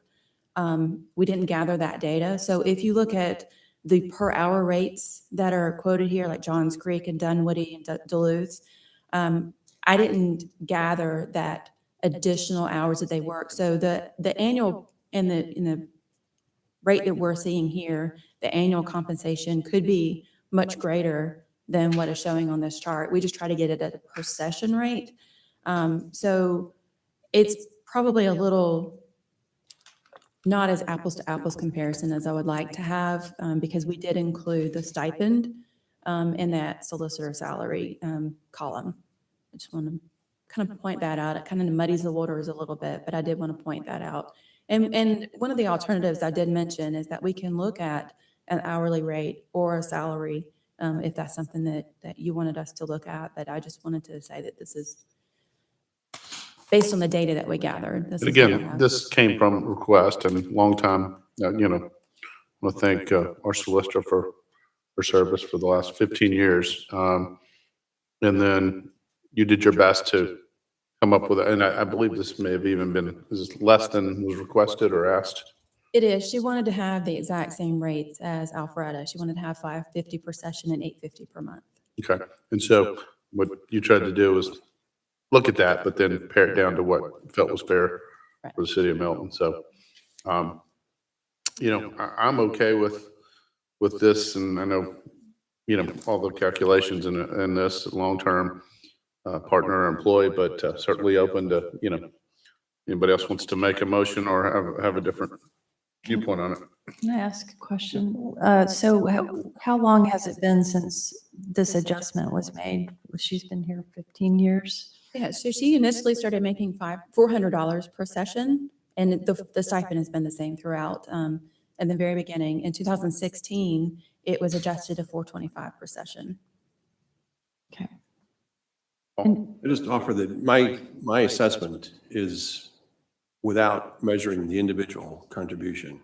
It is without a personality attached to it. It's simply a measurement of the numbers as they've been presented to me at this point. So I'm making it void of a name or personality associated with it or contribution of work. It simply is the combined salary of both Milton and Alpharetta, such that it is warranted based on the amount of work. Is it remarkably different or harder or more than some of the other jurisdictions that we've been offered to compare it against? And without the benefit of some of those other apples to apples comparisons, it just looks to be already skewed to the high side. And maybe it doesn't, in my mind, does not necessarily warrant the adjustment. Okay.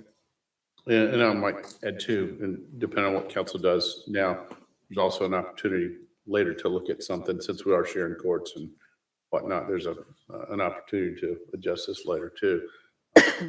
Or adjust the whole structure of it, if council wants to pass this tonight or something else. Joe? Yeah. So Stacy, the 41,350 under solicitor salary, I'm trying to understand, is that what we paid last year?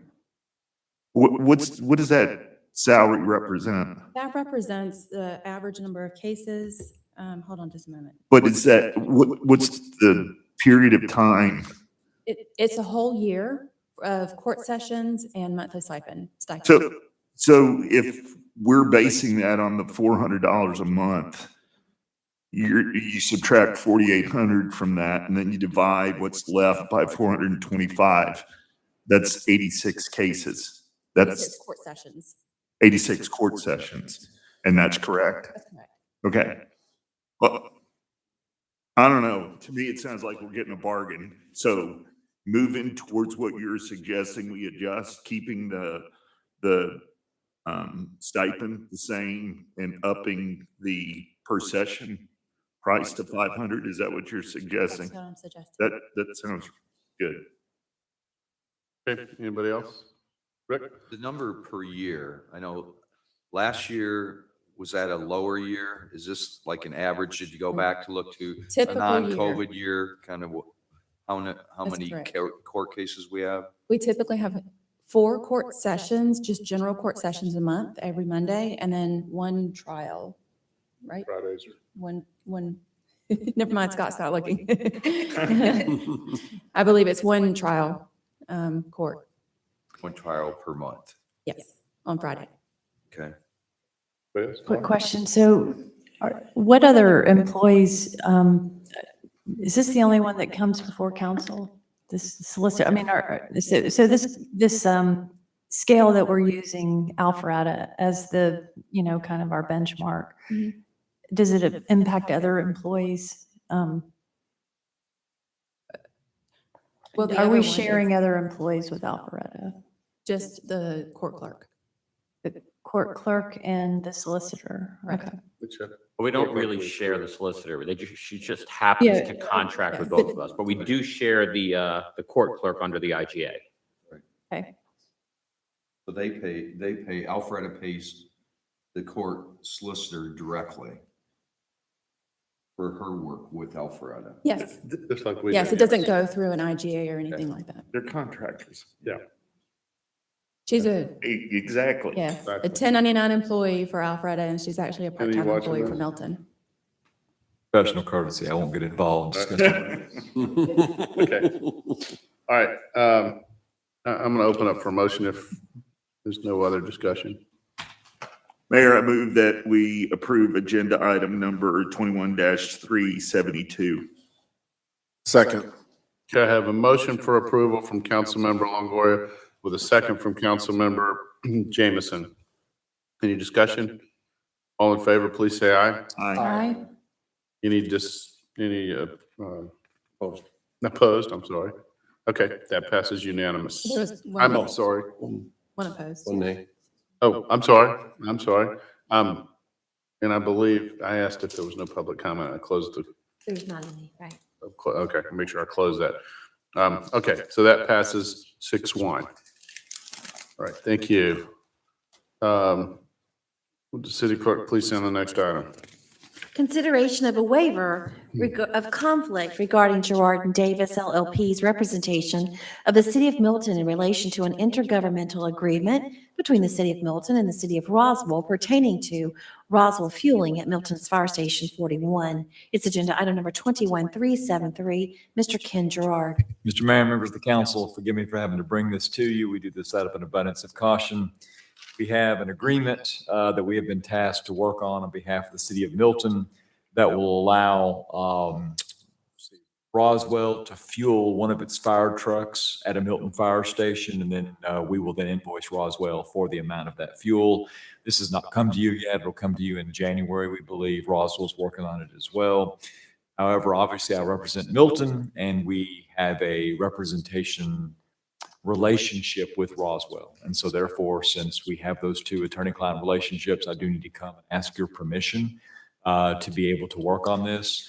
The city attorney's office, David Davidson, will actually conduct the review of the IGA for Roswell. So there's really no involvement by my office on Roswell's side of the contract. Nonetheless, out of abundance and transparency, I need to come ask your permission.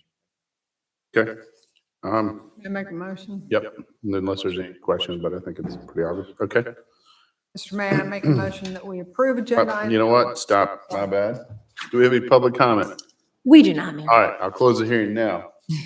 Well, I'm flustered now.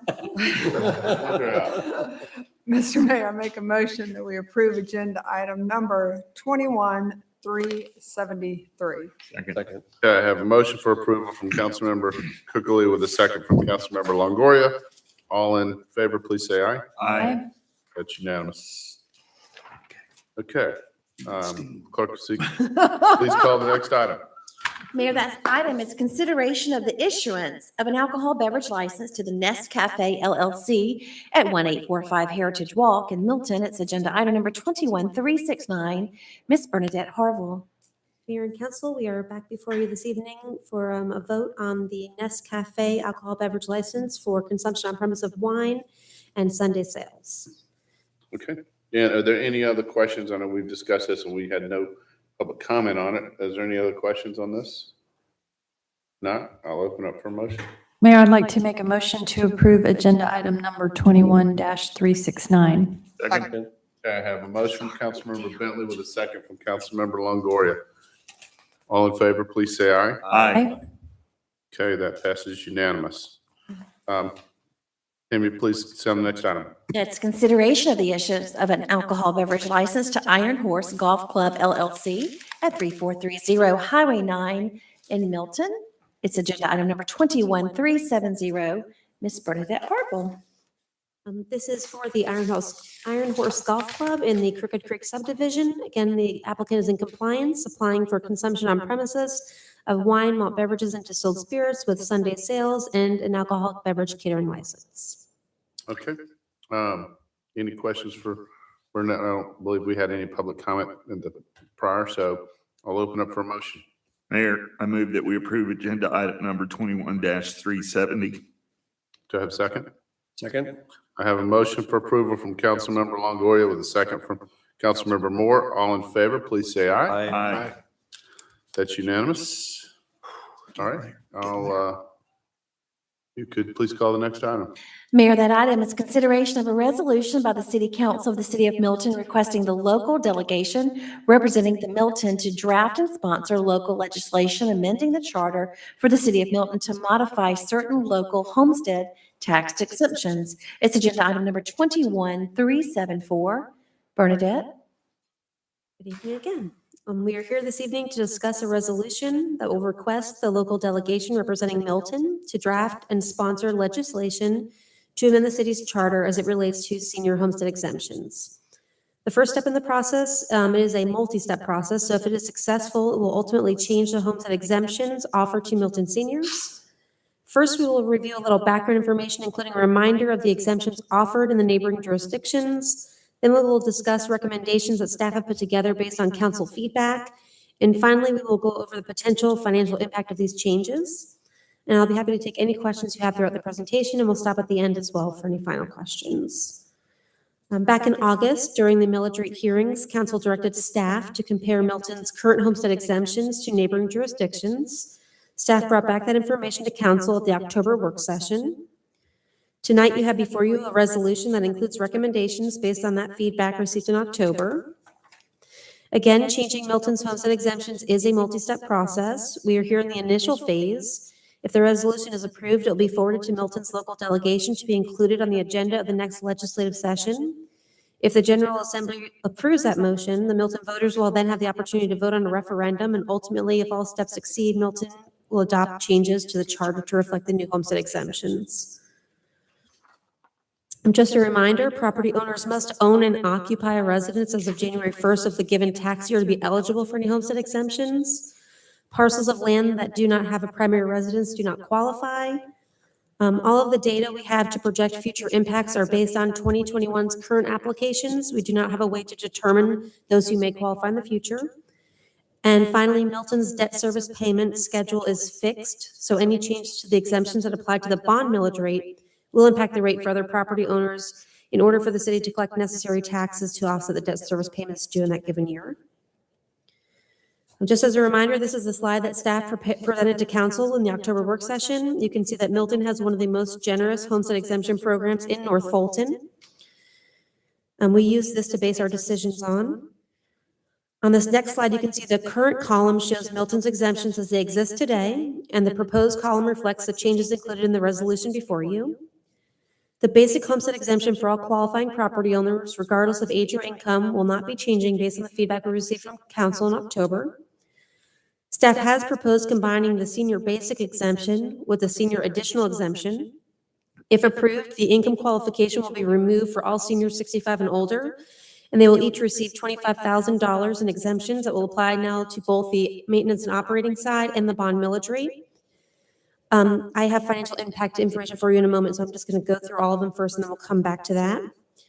For the senior 70-plus full value exemption, staff is recommending increasing the income qualification from the current annual maximum Social Security benefit, which is currently around $72,264 based on 2020 application for normal retirement age, and we're recommending increasing that to $100,000. Milton's current law uses a Social Security benefit for the immediately preceding year, so that is why we were showing the figures for 2020. When calculating the financial impact of this changing exemption, there was not enough data available to support moving to that full value exemption based on age only. We'll go over that in a moment. Lastly, council's guidance was to address the current senior exemptions. So the resolution before you does not change the income qualification for the disability full value exemption. It will remain at the annual maximum Social Security benefit, which was just discussed. unless council chooses to make a motion to adopt that language for that exemption as well. The financial impact of the first recommendation to combine the senior basic and senior additional exemption is minimal. Based on current applications, if this were to be in place today, the annual impact for 2021 would have been approximately $23,861 in taxes across the maintenance and operating and green space bond debt service. I broke that down here for you to be able to see. It was also in the staff memo that was in the packet this evening. When trying to determine the actual impact of the 70 and older full value exemption, the information was not readily available. It was a little more difficult to calculate. We do not have access to data showing the number of residents that have a primary residence in Milton, nor those that would have an AGI of $100,000 or less. Additionally, we would then have to know the average value of the properties owned by those taxpayers to really give you a true exemption impact. So staff is recommending looking at that $100,000 rate for the time being and seeing what the impact is, and you could always change it in the future should you want to expand that. Happy to answer any questions. Questions to Bernadette? Could you go back to the chart that showed, okay, there. I was guessing, is that the right one? Okay. Okay, so if 70 plus, 100,000, below 100,000, full exemption from taxes, both bond and city tax. Correct. It is currently both bond and city, and we would continue that. And the language is very clear to say $100,000 or the annual maximum Social Security benefit, whichever is greater. So should that exceed $100,000 in the future, we would go with a higher amount. Okay, and then can you just tell me, just for my reference, disability full value, what's the income qualification? It is currently that annual maximum Social Security at 72 to 64 for normal retirement age. That is looking to go up, each year. It's been increasing. I guess it could go down. We haven't seen that since I've been with the city. So that same exact. So if you were to mirror them, you could, but we didn't talk about that, so I didn't include that.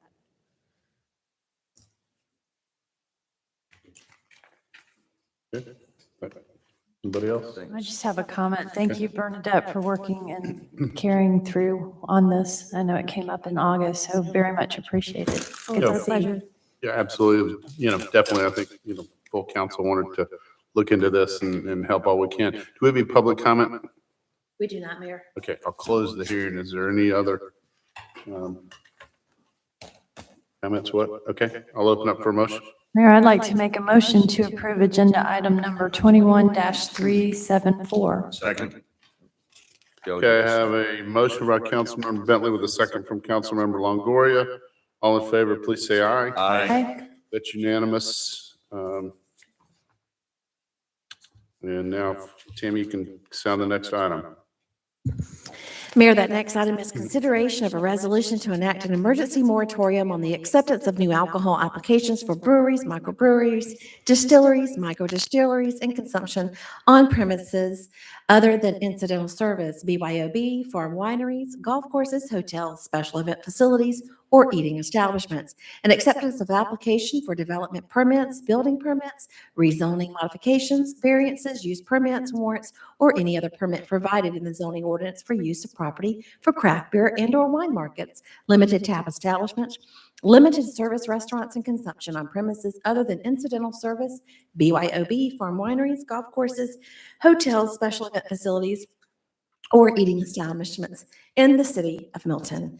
Agenda item number 21371, Bernadette.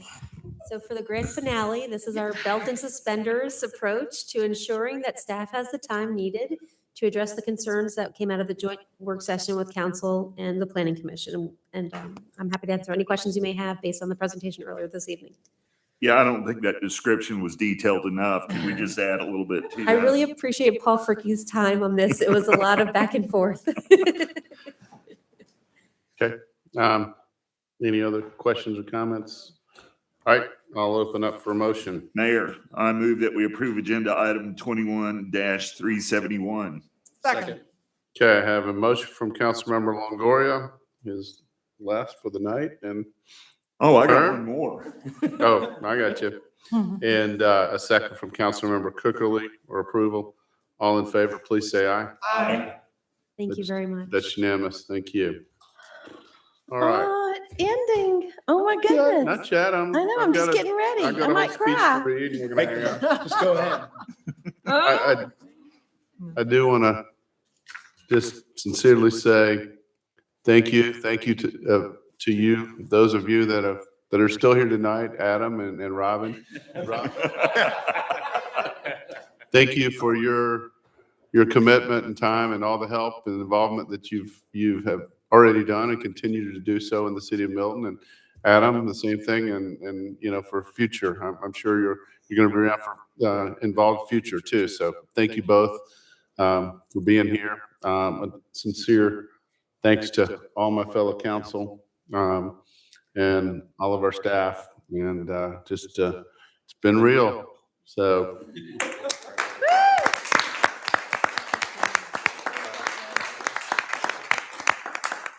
Who wants to make a motion to adjourn the meeting? Joe? Mayor, I move that we adjourn the meeting. Do I have a second? You got to second that. Laura's got to second it. I have a motion and I have a motion by Councilmember Longoria. Laura, do you want to do the second? Second. I got a second from Councilmember Bentley. Yes. All in favor, please say aye. Aye. That's unanimous. Thank you, Carol.